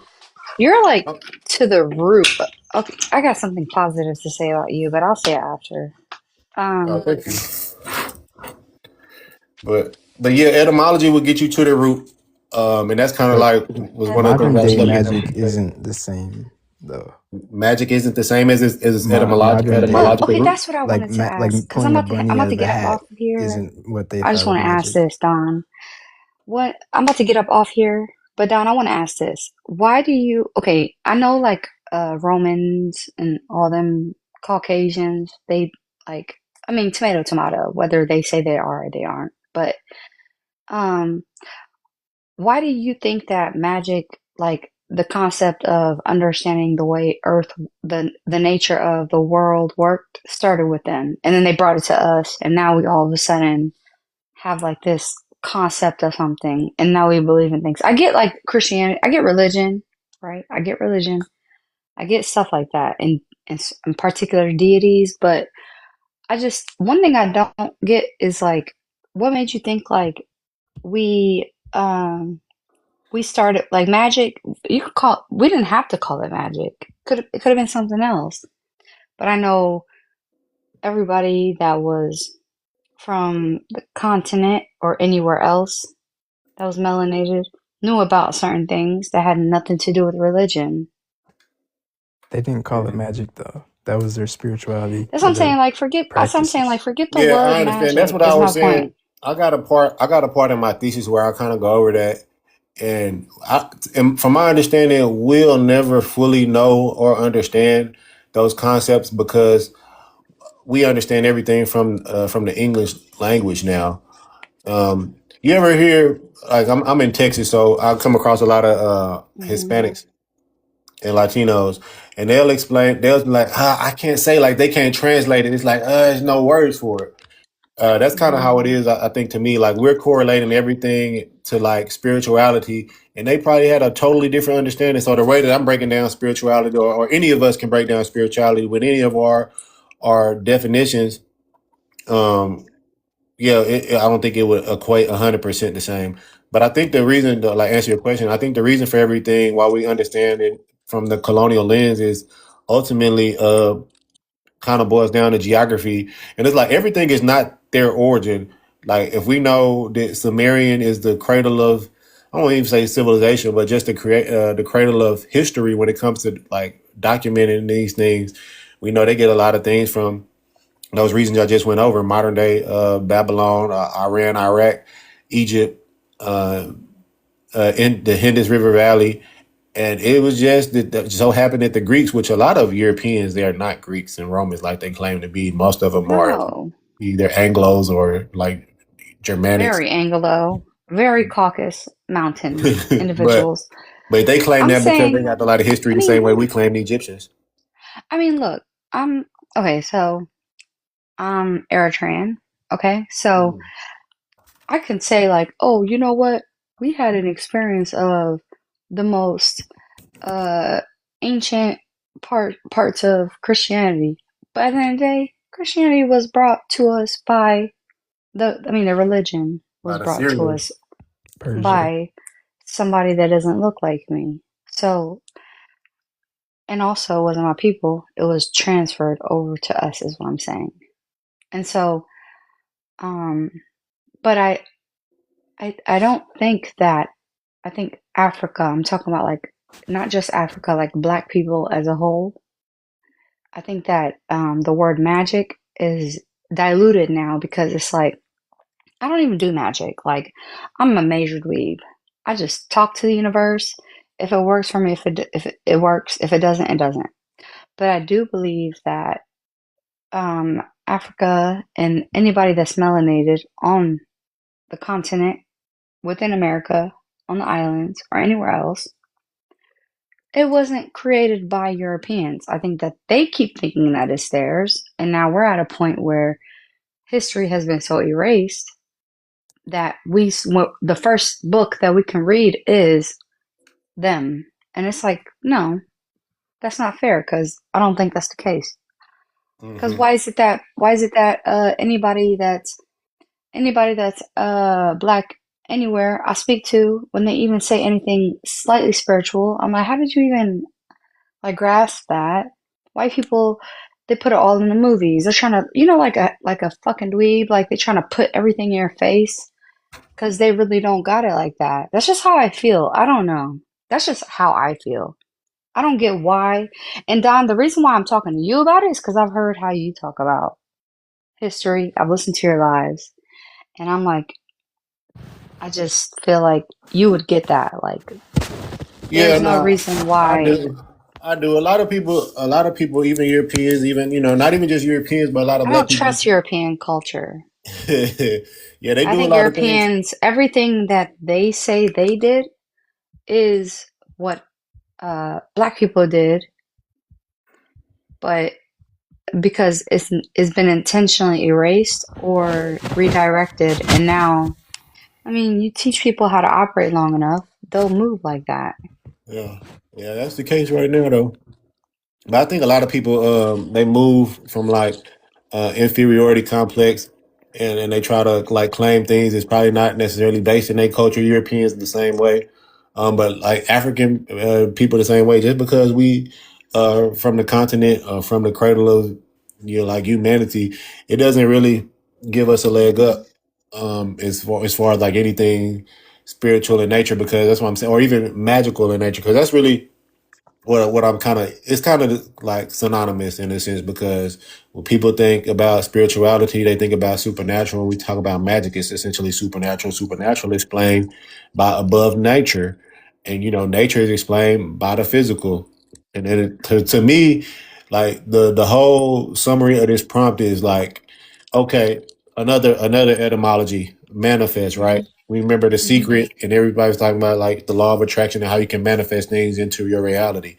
Manifest literally means to strike by hand, right? So just say I'm from the thought that I'm a hologram. I'll think of it like this, like the video game analogy. If I'm in a video game, then this body, this brain, my physical form is the controller, right? So it's kind of like I'm the controller, and I'm the player all at the same time. And I think that's just the best way to be productive in this world. I don't think that like willing from the universe or praying to a supernatural deity or anything Wait, you're saying outside of like that's what reality you is going to believe? manifest reality. We know it. We know I it. mean, if there's a creation, right? There has to be a creator. So we don't know what that creator is, but if we're created, right? Well, We're that's here. not actually true though. Yeah, We I don't actually know agree. I though. actually agree. We No, I don't actually agree know. with Raz on We that one. don't. How do We we don't know know that? though. no, How we do we know know that that, we are created? right? We don't even We know don't we know. are I just feel like creation. how do you you didn't unless you're we got belly capable of buttons. manifesting yourself in that capacity. I mean, How do creating you know you yourself in that didn't? capacity. You That's what manifest your Raz dream believes. So. self. You made yourself do it again. You Bro, create your dream. do you have a belly button, bro? Hmm?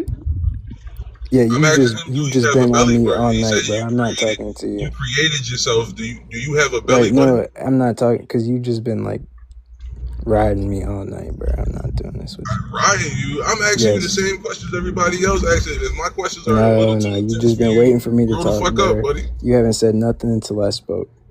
It's weird. You're weird. Because it wasn't nothing for me to address. Yeah, You said right. you Because you've create been yourself. waiting. I'm asking you, do You're you have a weird. belly button? Why is that such You're a weird. hard? Stop crying, bro. Do I got it? Where your mom at? Tell her it's time to warm up the bottle, bro. Make sure she checking on her wrists. You see what I'm saying? It's more. It's more to the conversation for you. I don't know what it is. Oh, But it's something. you You see got this something nigga, going bro? on. The gas has been lit, bro. Holy shit. No, I'm Let me just gonna say how he it must is. be, I don't know what your you middle got name going must on. be Sunoco. It gotta be. Mind you, he ain't say nothing. He just waited until I spoke. Hey, if we was created, I like what Neil deGrasse Tyson always says. He said, if we was created, God is either not all powerful or not all good. So you got to deal with that type of creator. And, it is what it is. But, I feel like we should be able to deal with that because we're not all good. And we know that if we sit with ourselves long enough, at least me, I know I'll be having some nice dark thoughts. I'm alone Also, in we that. we don't even know that like everything was created. It could just be here. It could just be the only thing that exists. Well, I'll tell you what's really wild about it is like the fact that we can have What's these conversations. wrong with having dark thoughts though? Like you're a human. I mean, I don't got no problem with You're it. not. I'm saying like to know like there's like something above like you don't gotta like. I think that religion messed the whole thing up. They put a Caucasian face to an energy field, and it's crazy work because I don't even want to say what I think about Caucasian people. And I feel like that's also more regional because if you go to like Mexico or I don't care different about countries, nothing about Mexico. Jesus will be different. I Jesus don't will care have about different anything about colors. Mexico. I don't care about anything about East Africa. I mean, and it's I'm a from regional there. thing. The I white know. face comes from the I'm culture. saying perception versus truth is what I'm saying. Like I know, like the things that people in Mexico pray to, those candles that you see, they do No, it I here. mean Jesus is a Africans do it different culture. here everywhere they go. They do all of them are the Color. same. You can So go to hear Africa me. and you'll see Jesus black. Yeah, but you gotta go really like in there to do that. Yeah, I seen an African lady. I reposted it. She No, was I'm like, saying she like said she they're loved white people because Jesus is white. Jesus is not white. She said, Jesus praise is a white whole Jesus, African bro. man. I couldn't believe You saw that, right? Yeah, it ain't the first time. They was doing that for a while, bro. No.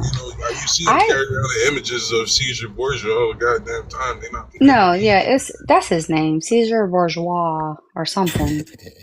But whatever his name is, I believe that he was a human being. I just think that he was so elite in every capacity, mentally, spiritually, and physically, that he had so many haters around him. They crucified him, and he wasn't in his time. If you guys really look into it, like people get like pinned on the cross, wasn't like only him. It's just that his experience was different because he was actually like in the position of healing people. I don't know about blindness and things like that, but he was more so He was like healing herpes. he was making priests look bad, people that were having a mental hierarchy that made them feel bad about themselves. Like, no, I'm supposed to be closer to God, Did and y'all you know are. that Pythagoras You're had a poor. cult? You're a shepherd. You know that Did, like that. Think about that. Like, imagine you're the richest man in the room, and then this man that has zero funds is making everybody like him, and you're supposed to be the one stunting on everybody. you know that You ever remind me see of like Dr. he's like Sabi in modern day, or even the Dr. Yaki in Sabi? Brooklyn.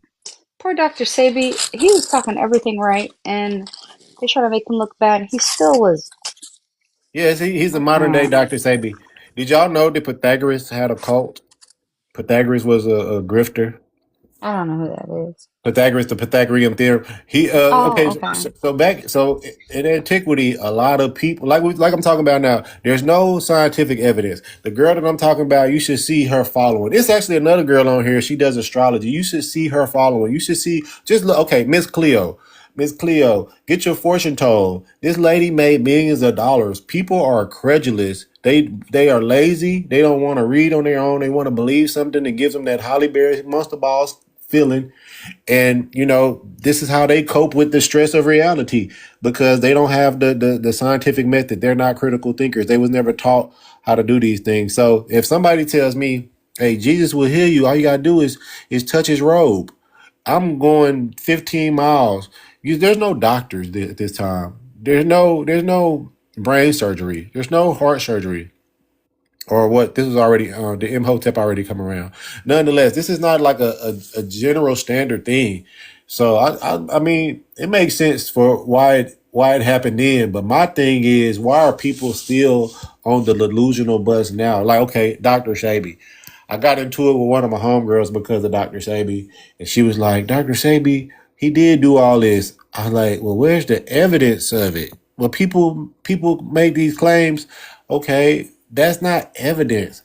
Evidence is like, okay, somebody had proof that they had herpes, and then Dr. Sabi gave them whatever his Oh, I got a medicine rebuttal for you. and That's cured them of herpes, and then we can see the evidence of them not having herpes anymore, right? But it's not saying, oh, somebody said this, and now I'm saying this. That's just a bunch of hearsay.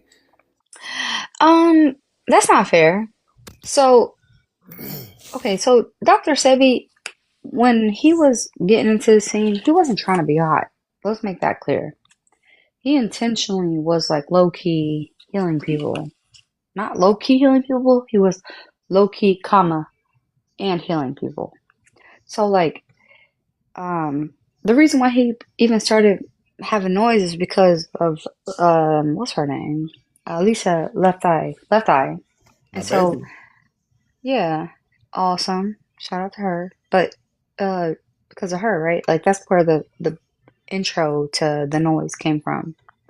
But when he was, I watched a lot of his stuff, when he was, before he got super hot, and I like as I was getting intro to holistic healing, and the thing he's talking about, I'm like, okay, he's saying, this matters and this matters, right? Like, forget what he claims. Let's talk about what he says is the problem to the human body. And so I personally put it to the test, and it worked. So I'm confused. And then, mind you, You had cancer or something like some major illness or something we could point to? I had very serious, like, I don't even talk about it. I'm just All right, so saying, this is what. Well, let's use your example. look, I will say this. I had some serious bodily function problems.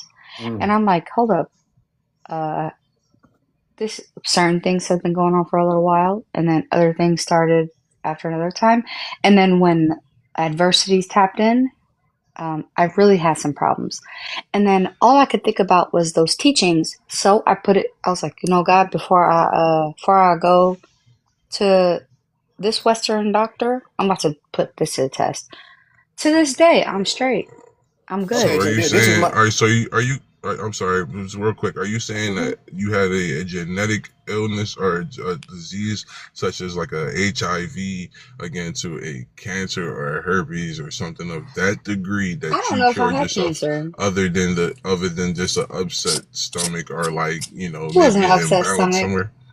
It I'm just wasn't an I'm just trying to upset figure it stomach. out because the argument is that what Dr. Sabi is, what everybody always try to throw out is that he was curing people of So how about cancer, this? which we has no proof, or he's You're curing right. people of Mm-hmm. HIV that we have no proof of him Yeah. actually doing any things. Now Fact. we all know that certain herbs can Mm-hmm. help regulate the body or whatever, just like eating good. It's like diet Right. nutrition. I heard So that. my thing is, I took other than I took soursop. Okay, so I lost my whole leg, my whole left leg, function lost. And I know, and I'm not exaggerating. My dad was with me on that one. I didn't even know I lost it till I was trying to stand up and walk. I didn't know. And then I was like, oh hell no. Like, I'm not gonna do that. I intentionally Got ate another one.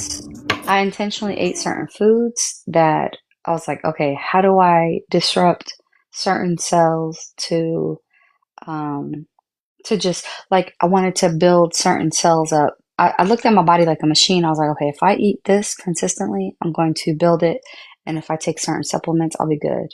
And then I promise, like I'm like equivalent to when I was like before it even happened.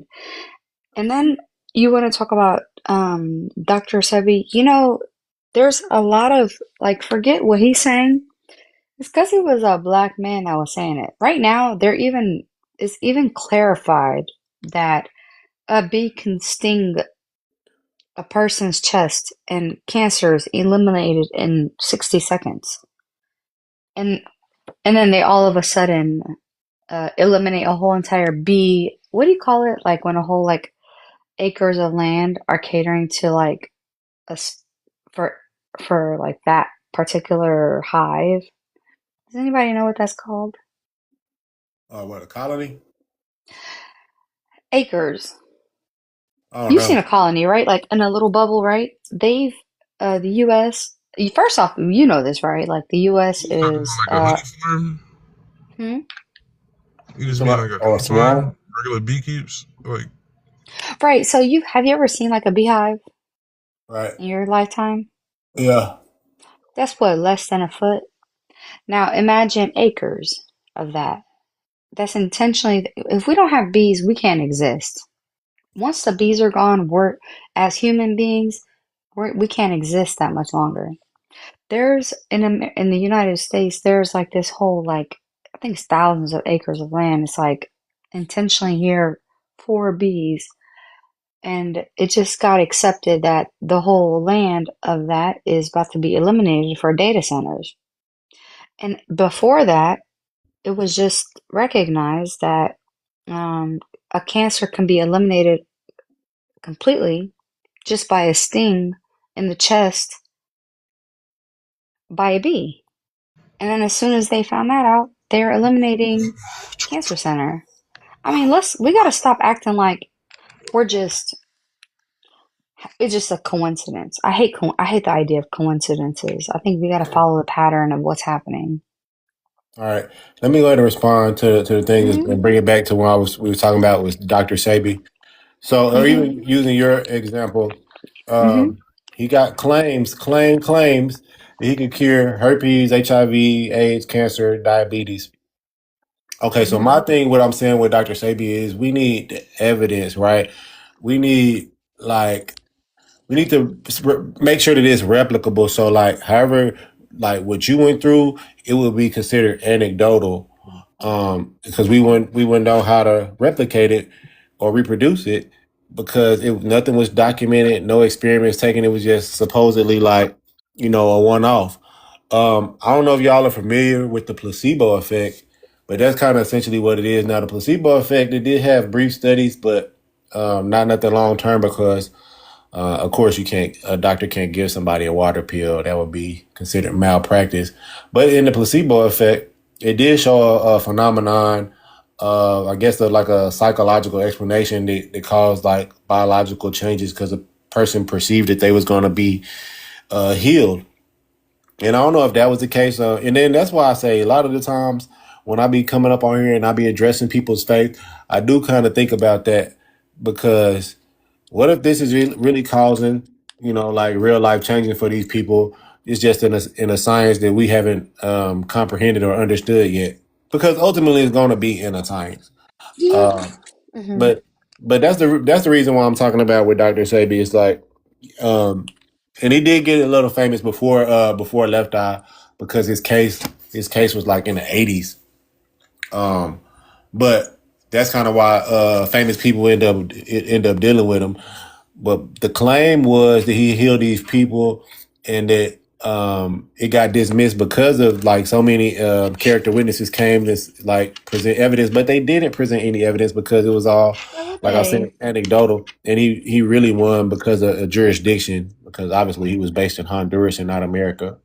So that's why. So I thought, and the case also was based on whether he was making a legal diagnosis or not. That's the part they always leave out. It was he was making diagnosis of, was he diagnosing people with cancer or not? That's what the case was. He was never brought up to prove that he healed anybody. They didn't ask him for any of that proof. The whole case was basically surrounding, was he out here pretending to be a doctor and diagnosing people, and like. So he wasn't doing that. Yeah, because he couldn't do it. Regular doctors. Yeah, exactly. That's what I'm saying. And then the same way you couldn't diagnose somebody, you can't verify that you have healed anybody or cured anybody. And that's what I was saying about him. But a lot of people, they cling to him. I think you know the reason why. It's because he's an old man and he got an accent. But if we trace his history, we trace him to some Elijah Muhammad connections. And it goes back to that Diet of a Black Man. I forget the name of the book. But we also trace Muhammad to Noble Drew Ali and his curing tuberculosis, the same thing he died of. What did Dr. Sebi pass from? Pneumonia? Was it? Yeah, but I give him, you can't do that to him. No, I had to go over that with Shaka, because he literally was in a prison. You know what I'm saying? How long was he in prison? He was only in prison not even 2 months. And then he passed. Yeah, that's bro. For a person his age during that time, come on, man. How old was he? In that it wasn't an American prison. He was like 70 something, 80 something. He wasn't in American prison. Like, his conditions was bad, bro. Like the fact that he would get pneumonia, period. You know what I'm saying? That's what got Bernie Mac. So we can't even be like, So yeah, I guess he can't have his alkaline diet in prison. So we'll give him the benefit of the doubt. Yeah, that was like the only thing. Everything else, I was like, we could tear him up, you know what I mean? But we can't do him that bad. I was like, man, he was away from the herbs. We don't know. If he was outside and it hadn't happened, ooh, you know what I mean? Perfect ammo, you know what I'm saying? But yeah, that would be the counter argument. Do you believe, okay, so what do you believe about your people then? No, nothing. It's nothing to believe. It's only what to know. Oh, so you if you don't see it, you don't believe it. So, okay, how far can I go with my beliefs or with whatever I'm saying, and you just be like, no, I'm not believing that? Does it have to sound convincing, or does it just have to make you feel good? No, it's not about me. I'm talking about you. I'm saying, I'm using this example. I'm trying to get a leading question in. So, I know. Belief is essentially what I trust, have faith, or confidence in. Why would I do that when there's knowledge out here, when there's real information out here, when there's real data, when it's reality? Belief. That's what I'm talking about. When I'm saying spirituality, I'm talking about beliefs. As soon as you said that question, Mello already know it was a no for me. What question? Which one? Belief. What do I believe? It's already a no. It's nothing. It's no reason to believe. Believing is anti-intellectual. What do you know? What can you prove? Belief is what you can't prove. It's what you're hopeful for. It's what you're wishful for. Dude, let me get the screen real quick, because I thought she was. I'm gonna ask you, young lady. Hold on, young lady. Because I just want you to clean up your language earlier. You was like, they just subjected to put a bee sting in your chest. It just put a bee sting just put a bee sting in your chest and it cure cancer. That's just not It's just not factual, true. but you weren't far off. No, you weren't far off. That's what I just want you to, when you say it, because if you say that to regular people, yeah, they hit you with a bee sting and it cure your cancer. It sounds very crazy, and I just don't want you to go out there in the world sound like that. But yeah, laboratory research shows that melatonin, the main active component in the honeybee venom, can destroy cancer cell membranes and block the signaling pathways that cancer cells use to replicate and grow. So yeah, you weren't far off. You just gotta try to clean up the language, man. Yeah, I see what you're saying. It's just like it sounds oversimplified. It sounds oversimplified, and that kind of leads to misconceptions. My bad. So when I look up beliefs are conviction statements, internal models of reality that a person accepts as true, regardless of whether the empirical evidence exists to support them.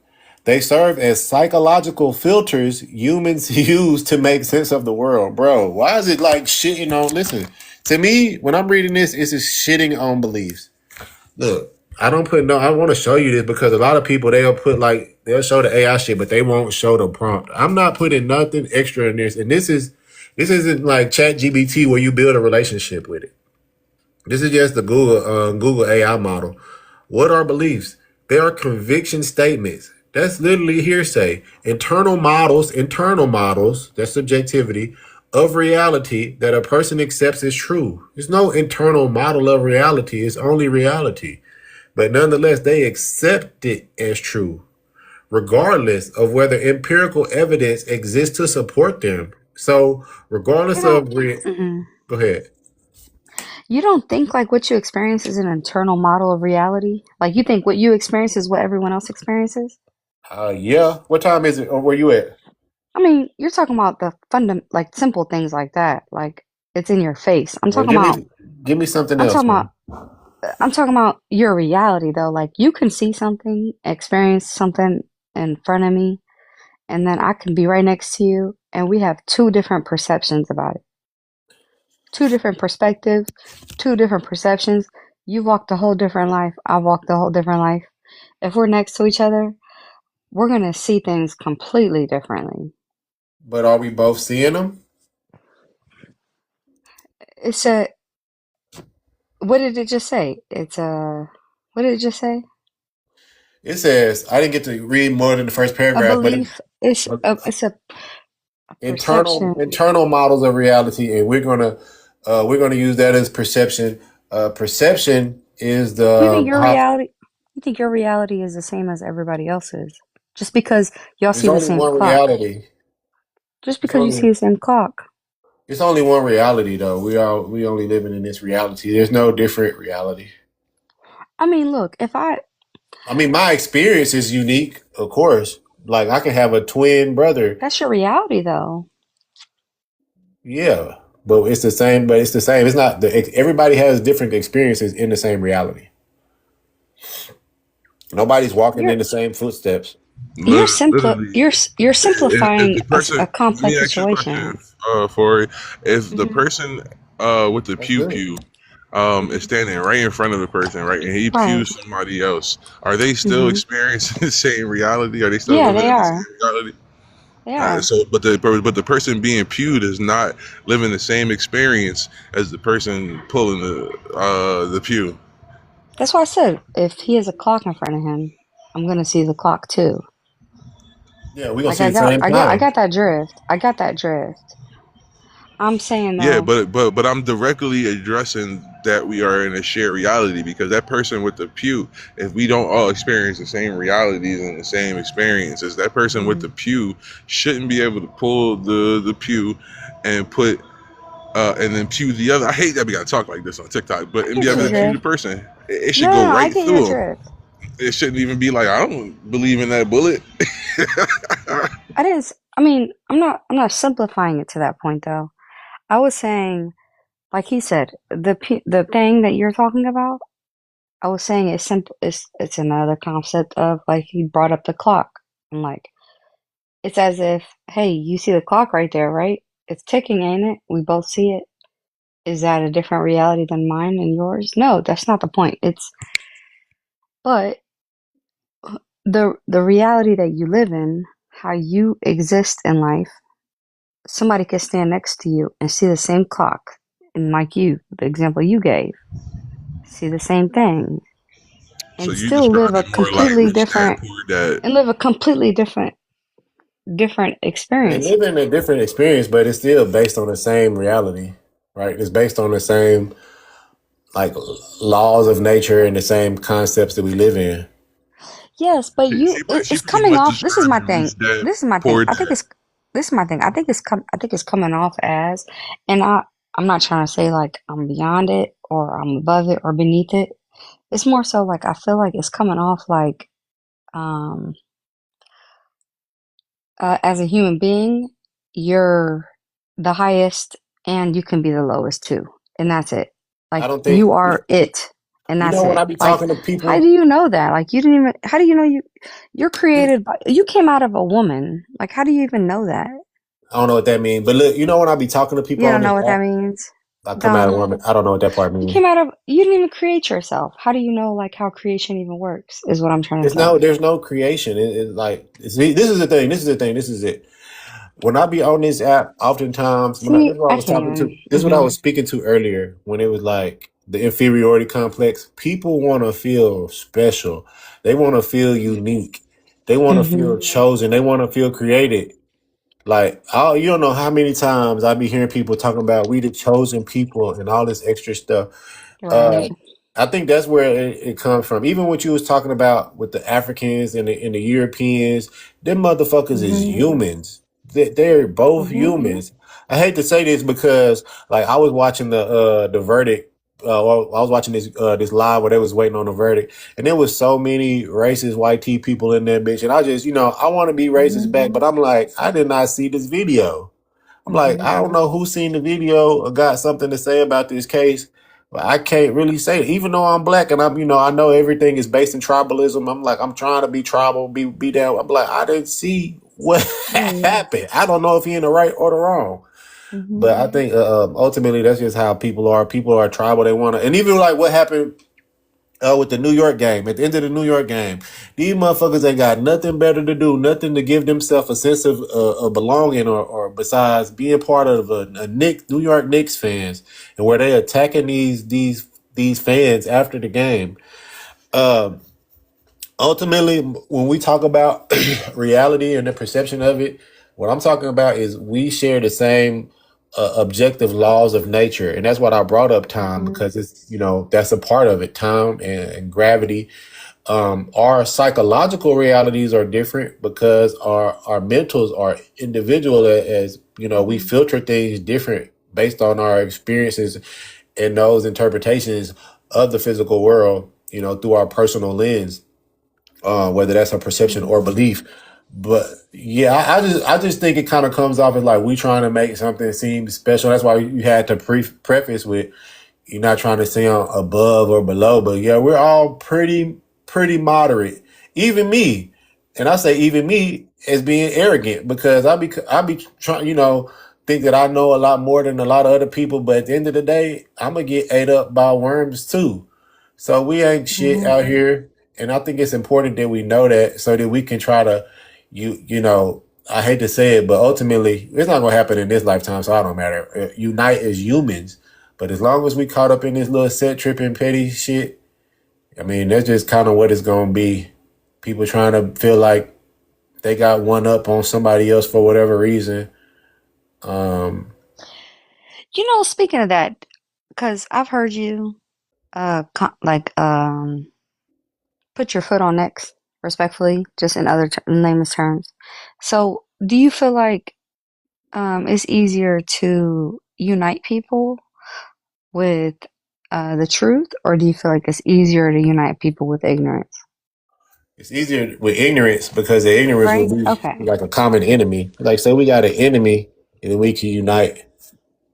But with the truth, it's just so hard because people are just so biased and tribal by nature.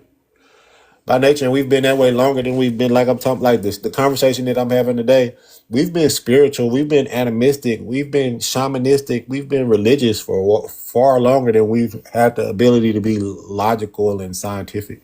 That's where you lose me at. I don't get why you think, like, forget religion. I'm talking about actual spiritual practices. Why you even think that it's a white tea thing? I feel like you're still, even if, apparently you're still tied to something that you think you're undone from. Well, I Because don't that think did I not said that. come from them. It had nothing to do with them. What language what all languages do you speak? I speak Tigrinya, English. Those two. So you speak English and Tigrinya. your native language? Mm-hmm. Does everything, and this is a genuine question, does everything translate fully in English to your language? Yeah, almost. Not completely. Not completely, no. You know your No, because native language first?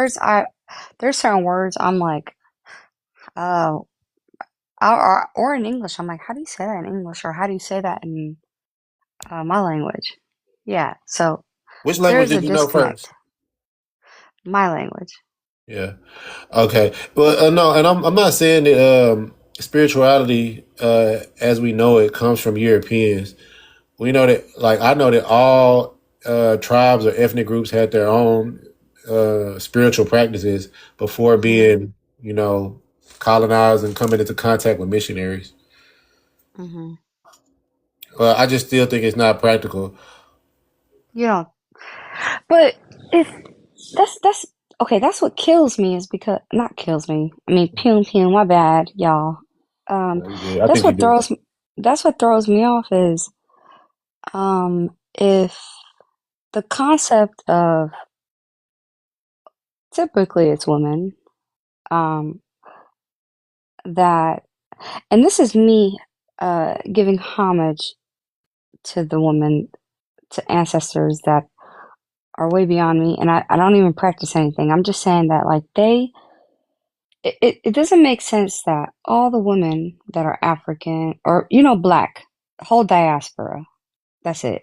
Anybody that's in the diaspora, that's an ancestor, they practiced spirituality. They understood the concept of how nature works and how to work with it, and some use it for good, some use it for bad, but they understood everything. And then all of a sudden, um,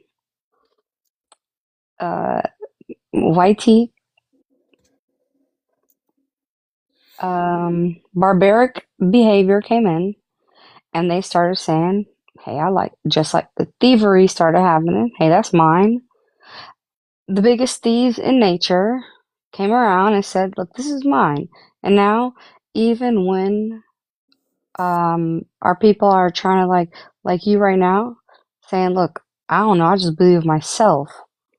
It's like I don't like that because it sounds like I all I look at is the root of the problem, and I look at Caucasian people. It's like Yeah, I mean, every time I I don't, see a and I don't believe problem in in my, myself. you could I don't believe in believe in yourself all myself. you want. I I mean, you don't could believe in believe in myself. yourself. You could I believe in. I know what I'm capable of. You say you know what you're capable of. It's you that you're talking about, though. But I What do don't you have any mean? belief in that though. Oh, Why do you I know gotta. what does belief mean? Belief means trust, faith, and confidence. I think we went over this. We So went over you know belief. that you're capable of. You trust yourself. You're confident within yourself, right? Beliefs are conviction statements of internal models of reality of a person accepts as true, regardless of whether there's empirical evidence exists to support them or not. So, like, yeah, all the things that I know, Mm-hmm. empirical evidence exists to support them. Like, I know my capabilities, but nonetheless, like, I think we be having biases against the white man. I mean, historically, justly so. I think Well, that's I was gonna ask you fine. this Why wouldn't question: you? Do you think that there was theft prior to colonialism in Africa? Do I think there was theft prior to colonialism? Is that what you said, right? Prior Yeah, to colonialism? yeah. You think people stole? Like who? Who? People, or just in general? Yeah. I think I think that Do you know? look, Do you know this is that my thing. I feel like hold on, let me ask you this one. Do you know the Europeans are just Africans, black people that migrated into Europe and adapted to that climate thousands of years ago? I know. I'm sure you believe that. I get it. Well, no, that's not a I looked belief. into Don't that. put beliefs on me. I learned about that, and I do believe that is Why are you still spamming belief? because I feel like, okay, look, this is my thing. I feel like yes, that Your white people, ancestors, especially East African, your ancestors could have easily migrated into Europe especially. Why do you think 40,000 years especially? ago. Wait, why do you think especially East Africans? Because East Africa is where all the migration stem from. They don't stem from West Africa. Wait, what? How? Humans migrate out of East Africa because we migrate eastward. There's nowhere to go. Once we settle in West Africa, we don't cross the Atlantic Ocean. They migrate out of Africa, out of East Africa, into Southeast Asia 75,000 years ago. Where do you think humanity even started? In East Africa. So you think they? Okay, so you're saying we migrated. Where north? You said. Well, southeast, then east, then northwest. And then that's west 60, completely. 65, 55. Well, I mean, west would still be in Africa, but yeah. So this is what you're saying. You're saying anybody that's white tea, their body just adapted to the coldness, and that's why they're pale as. And they mix with Neanderthals, but right. That's a small percentage of their DNA. Right. It's just. But Neanderthals, same thing. They come from a common ancestor that migrated out of Africa. No, all I'm saying is this, because everything is really just based on the geography. The geography is the reason for their mental state. But I'm just saying, they could have easily been your ancestors that migrated out of there. But I'm not giving them the benefit of the doubt. Of course, we all know we like to say that they ain't shit because of what they did to us historically. I'm trying to say this: if we examine their mental for how they adapted, it would be more beneficial to the human race. Because these people, like even today, like I'm looking at this shit. I got a picture of it. Let me show you this picture. But that topic's already been spoken about. People don't care about none of that. They don't care.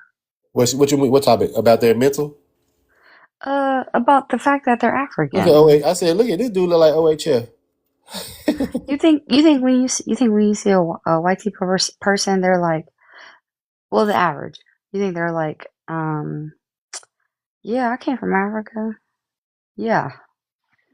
Well, no. I think it's called like compartmentalizing. You got to compartmentalize that fact and then the reality, like you said, right? So that's not what's happening. No. Yeah, I'm not really focused on the part that they come from Africa. I'm focusing on the part of how they mentally, psychologically adapted to their climate over tens of thousands of years. And the reason why they are the way they are is because of what they call it, scarcity. What they call a scarcity mindset. Even people in the hood, and they have that scarcity mindset. They act a certain way. They become thieves. They become robbers. They sell dope. Look, as they survive. They have a scarcity mindset right now, even when they're the richest ones in the room. That's true. Like I'm saying, there has to be an understanding of like a whole existence difference. In my point of view. I'm telling you, that's what I'm talking about. The reason why they still have that mindset is because, like, okay, once again, same way with the scientific evidence and how that's is fairly new. These people have been that way for tens of thousands of years. They adapted to that way of life tens of thousands of years. And the same way that we adapted, or we haven't adapted to science, that is fairly recently new. We still holding on to spirituality. I'm sorry. I do understand. I do agree to a certain point. But there's like a that's like saying, look, I used to be a fish, but because I had to grow after 10,000 years, I became a shark. And I didn't know I was a fish. I didn't know I was like a Finding Nemo type of fish at one point, but I somehow became a shark. you know? And now I'm big as fuck. And that does happen in the ocean. Certain parts of nature, they operated in one way thousands of years ago, and now they're way more like lit now. That's like this. YT people, they were just like us, all of us, at one point. And then they became whatever they decided to do. And then they're partially something else Not as well. necessarily what they decided to do, what they had to do. I'm saying what they didn't have to do anything. Yeah, they did. They had to do what they had to do to survive. Look, I'm finna say I can't really articulate it well. I'm finna have ChatGPT do it. Go ahead. Okay, and then they had to survive, and then they moved to a different area, and then they had to adapt to the sun, the way it wasn't beaming on them as much, and the melanation started going down, decreasing. Their bone density decreased, right? And they just couldn't handle as many things as anybody else. But then it becomes when you're restricted like that, then you start becoming barbaric, right? You start becoming something that is inhumane. I don't know. It sounds like you're giving excuses. It's like, still, look. It's not an excuse. It's a reason. But it's not even. And then even it's not inhumane. They're still human. So let me just go over this part. I did put in a little biases in here because I wanted to go over the like the scarcity mindset and the record keeping, but it kind of looked like it just focused on the record keeping. So it says to investigate the historians and evolutionary psychology utilize geographical determinism to explain how Europe's specific landscape shaped its cultural mindset. So harsh winters and planned survival, Europe's seasonal climate characterized by cold winters and limited growing season forced early populations to look far ahead. Survival depended entirely on calculating food supplies and months in advance. This environmental pressure hardwired a psychological trait of long-term future orienting and strict impulse control. So that's talking about like they record keeping because of the survival, because of the weather, the seasons.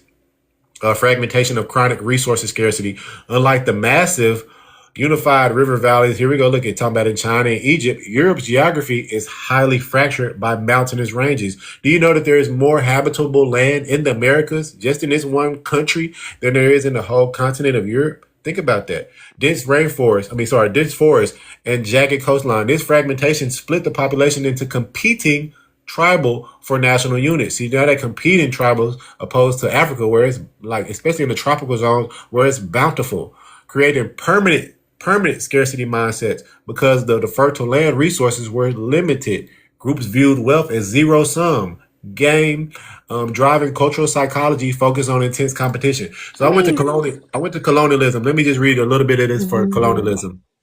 European drive for colonialism was directly caused by intersection of resource scarcity, competition, geography, and obsession with record keeping. So the direct link to geography and scarcity. Hold on, LJ, you a real person or you a troll? Yeah, when I show y'all that block list, this is really what it was. It really wasn't nobody that want no smoke. I just gotta when watch Africa is getting milked like a cow and the breasts are starting to get tired, you gotta be okay when things start looking funny. Like it just that well, doesn't. eventually, nature will run its course with that, and whatever happens with Africa, whether they get, you know this, Africa is getting milked. It's no longer like they should fight back and all this stuff. I mean, no, they're getting milked. It's just a fact. It is what it is, and they're so broken that Africa's so broken that they're willing to take anything. Yo, look, I missed this part right here, y'all. This look like it's like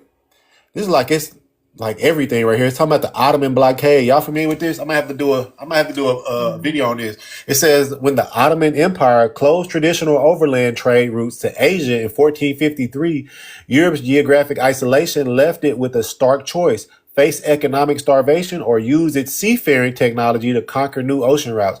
So if we This know makes that, me hate Africans right now.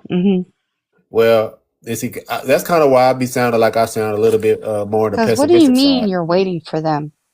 Who, Like, me? what? No, not you. Not you. Is this a No. troll or is this a real person? Oh, no, that was me talking. My bad. No, somebody that came up. You good. You good. You ain't see them. They came up to the page and dropped real quick. I'm listening. I'm saying, like, what do you mean Europe dropped their... What did you say they dropped? Oh, so yeah, I was reading this on the Ottoman blockade. It says the Ottoman Empire, and this was in 1453. So this is around the time when Columbus come over, 1492. So it's pretty much saying the Ottoman Empire closed the routes into Asia. Europe's geographical isolation left it with a stark choice: face economic starvation, right? So they traded with Asia, and the Ottoman. This is like empire they had. The Ottoman Empire was big as fuck at one point. It wasn't just like modern day Turkey like it is now, or like it once was at the end. So they had the whole fucking border shut down to where Europeans, they pretty much, I guess, felt forced into going in. Remember, that's why they went all the way trying to find routes into India. That's the whole reason for Columbus and everything to begin with. Yeah, I Was missed the this part. Ottomans. They were literally, the Europeans were literally on the verge of destruction, of unalivement. They were getting cut off from all the major trade routes by the Ottomans. Like, the Ottomans were smacking them up for a good minute. And without that, if it wasn't for the Ottomans, I don't know if we would ever got enslaved. Yeah, because they wouldn't have been forced to find. Columbus would have never found the New World, and they wouldn't have been forced, after trying with the Native Americans, to get an actual labor force that will survive longer and kind of, come in and get us for our skills and whatever, from Rice Coast to, the whole bit. But yeah. That was definitely go over that one. I'm missing a big part of history with that one. Yeah, damn. All right, we'll go over that one. Wait, can you repeat that last part? Do you mind? My bad. You talking about you, Mello? Which part about the Ottomans? Yeah. So if it wasn't for the Ottomans, the Europeans probably wouldn't have found the New World, because the whole mission for Columbus, while he was funded by Queen what's her face, was to find a new route to India. Yeah, to find a new route to India. We all know that didn't happen. He didn't find a new route. He thought he did. That's why the Amerindians today have their name, is because he thought he found India at first, but it wasn't. They found whole new lands, which opened them up to exploration, and finding out that they actually could farm and work these lands was like a godsend for them at a point. But them on their own, they couldn't work the lands. They tried with the Native Americans. Their diseases kept unaliving them and things like that. I forget the guy who wrote the letter back to the Pope explaining why we can't enslave Native Americans and why we should basically use Africans. And that's where you really start to get the Gomez days of rah-rah. You start seeing like the beginnings of race. The beginning parts of race all start around that time. The dehumanization of Black African people was really the beginning parts of that. Like, not that's with the Europeans. The trans-Saharan slave trade and stuff like that happened earlier, prior to that. But I'm talking about as far as them creating the system of race and everything, and basically codifying it in religion with the Doom Divertus, with the papal bulls, saying that they have rights to subjugate any non-Christian or anybody basically in the world, in the New World. We wouldn't have been in those positions, because the Ottomans, again, were starving them bad, and they pretty much probably wouldn't have survived the next coming century if they didn't find a New World. It probably would have been a done deal. It probably wouldn't. That's crazy. Probably be dealing with the Arabs. Yeah, it was that crucial, bro. They was like really, because they just got Spain back.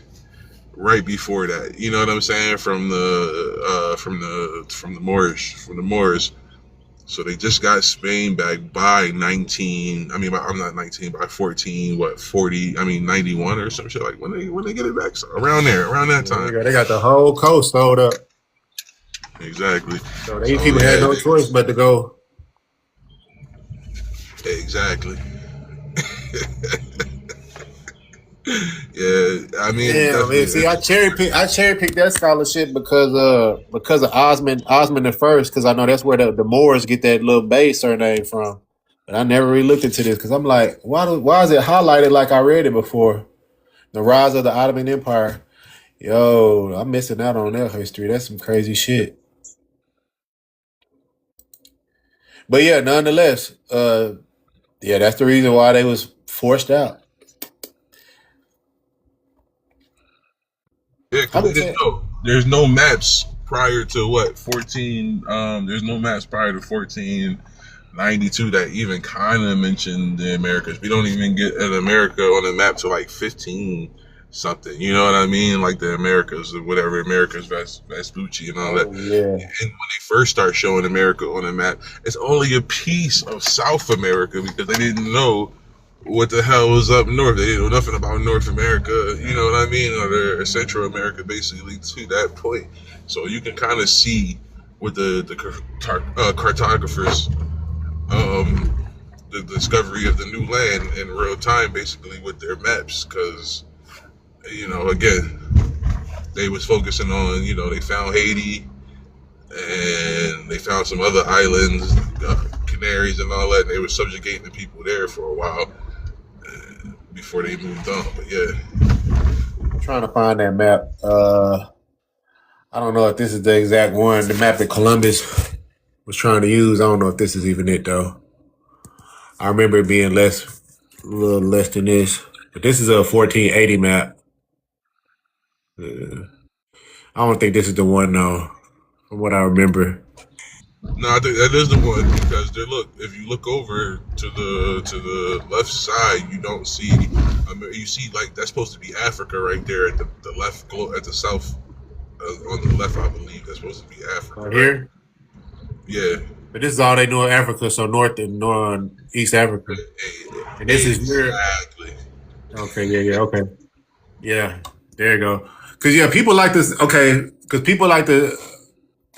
Okay, like remember when Columbus said, "Not are they like Ethiopians?" This was Ethiopia. Now it wasn't just this area. No, seriously, yeah, because they already seen Africans prior to the New World. That's why it makes Columbus Journal saying that he's seen Africans, and when he didn't write that shit in there, they knew the difference. They knew, you know, who they called us with the Negro. The Negro, whatever, you know, they knew the difference, bro. It wasn't no confusion with these people. People keep trying to act like they were. Columbus thought so. He thought some shit like this because he was trying to get over to this region. So he was thinking he'd do some shit like this, come over here, take a shortcut, and probably come around there, and that's why he came up around Hispaniola. Exactly. Exactly. That was the route that they were trying to take. Basically, go down and under, and come around and pop up on the other side. That would be the new route instead of just going straight across or relying on which would have been the Silk Road or other means of transport through the Mediterranean Sea and things like that. Because Africa still had heavy trade between during those times. I ain't gonna say heavy trade, but like they were still trading between with the East. You know, as far as the Indus Valleys and China go, like there was trade, it's documented, but not nothing to the Americas. Yeah, I got some researching to do. I gotta get some research in on that one. That's gonna take it further right there. I didn't know the Ottomans did all that to them. I didn't know they pretty much forced slavery on us. Yeah, well, they're not going to tell you that the Ottomans was whooping their ass. Why the hell would they try to, put that to the forefront of history? After WW1, the Ottomans was out of here. They was happy as hell. They were broke by then. Yeah, exactly. That's one thing people don't know. All them wars, it's gonna drive you bankrupt. trying to pay all them soldiers, trying to pay for that technology. You're gonna be in debt to somebody. Osmond, this the motherfucker. Let me.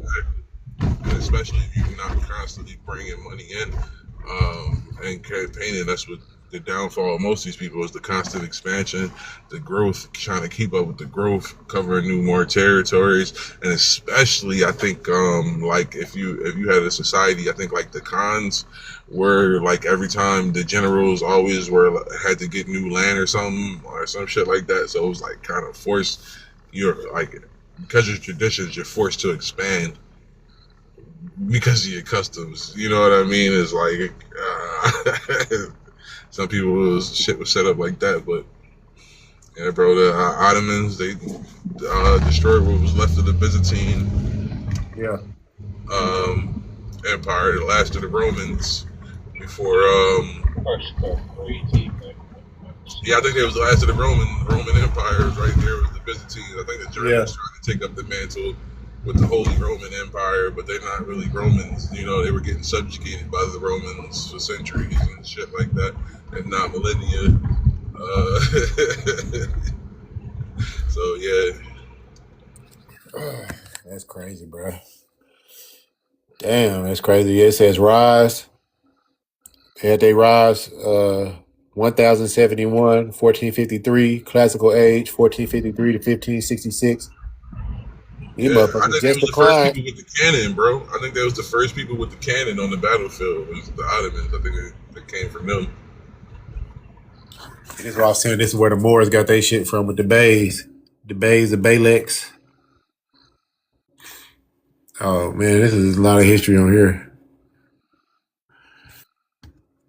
But yeah, nonetheless, that's what I was talking about. Like, and I'm just saying that not to not to defend these people or make no excuse for them, but you got to think where culture's morality is coming from. It's like I was talking about. It's like me assaulting the D boy.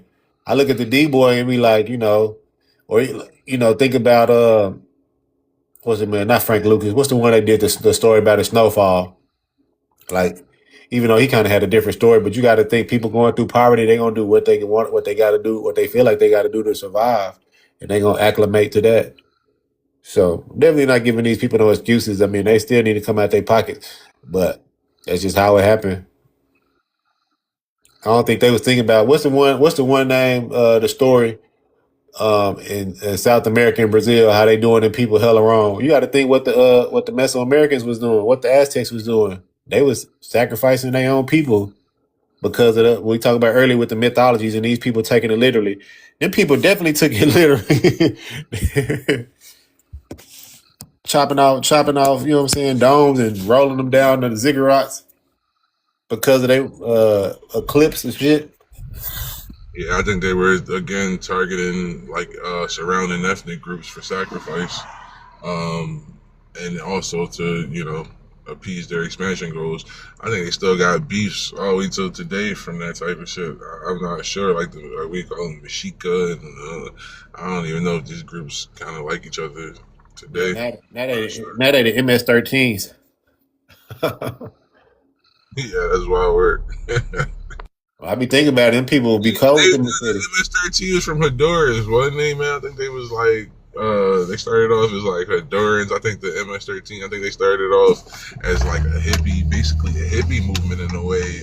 Is it all about just chilling and smoking? Yeah, I think it was like Masta Sutra or something like that. It was from the neighborhood. From a hippie movement in California. Yeah, it was basically it was. I ain't gonna call it a straight up hippie movie, but it was just basically all about blazing up, bro. Like that was just kind of like the beginnings of it, and it transformed. You gotta think a lot of things like that didn't start. Remember, Crips is community resistance and progress. They ain't started off with the banging like we know today. You know what I'm saying? So it's just things changed and morphed. I believe a lot of that had to do with probably other agencies. And look, it say the same thing. When hundreds of thousands of Salvadorian refugees settled into poor, marginalized neighborhoods, shit, they faced intense hostility, established the Mexican American black street gangs, aggressively targeted new immigrants. You know what I'm saying? This is how humans thrive. Even with, like you talking about with the gangs. And everything else from there is just how how people react to power and control and numbers. It's just humans, bro. Humans is kind of ass like that. I ain't gonna hold you. Yeah, nah, we some monstrous people, bro. Honestly, at the end of the day, with we giving us every opportunity for power to have power and control, we will do the most to each other. You know what I'm saying? I told y'all. At least I told y'all. I'm gonna keep my number limit. I'm gonna set me a limited number of wives. I'm just not gonna go. I'm not gonna go Wilt Chamberlain on y'all. Yeah, bro. Well, man, I don't even believe the rumors, bro. It was just too many. Man had 20,000, 30,000 women in 2 years. Oh, what the fuck? How's that even Crazy, possible? ain't it? Hey, they be having some videos. They be having some videos on here with some crazy numbers. I don't know if you've seen them videos. And they be young bulls too. They be like, he got 356 bodies, 1,016 bodies. Wow. Say, man, that ain't I safe, don't even right? believe that shit. Now that you still alive and got all your weight. That's what I'm saying, bro. You 600 bodies in 33. I don't say that. Oh, that's just a trip. Yeah, statistics don't match that up. Not at all. Yeah, but that's crazy though. I ain't know that. I thought they were some of the same people. But shit, maybe ethnically but they saying Central America. Yeah, so it'll be some of them countries right there. But yeah, ultimately we gotta do a bill. I'm gonna do a bill to watch a damn YouTube short on the rise and fall of the Ottoman Empire. Because all I was familiar was with the Byzantine Empire. I wasn't familiar that they had that whole side shut down to where Europe was going to be starved out. Yeah, that's trippy as hell right there. So we get a bit on that end. But yeah, now I like the way the conversation shifted, man. But I just hate when people like bro come up on here. I got you. Just trying to redefine everything. Like, I understand we all have our different perceptions and shit, but some people just be gone, man. And it's unfortunate. But this will be another one in the books. I'm going to go ahead and wrap this one up. It's a good 2.5. This will be on the YouTube. OHF, brother, we finna lay it down. Man, look, tell me why I was looking at this. I said, man, it kind of look like OHF from a little glimpse. This is what's happening in Collin County. I don't know if y'all seen it. It ended up making it to the news. I was watching it on a live. I was like, "Oh shit, be careful!" As soon as the verdict came out, the live was over. So I was like, "Oh shit, I hope she was all right." But yeah, we finna on here wrap this one up, man. Y'all be good, man. Have a good night. I'll holler at y'all later, man. All right, Mello, brother. Appreciate you, family.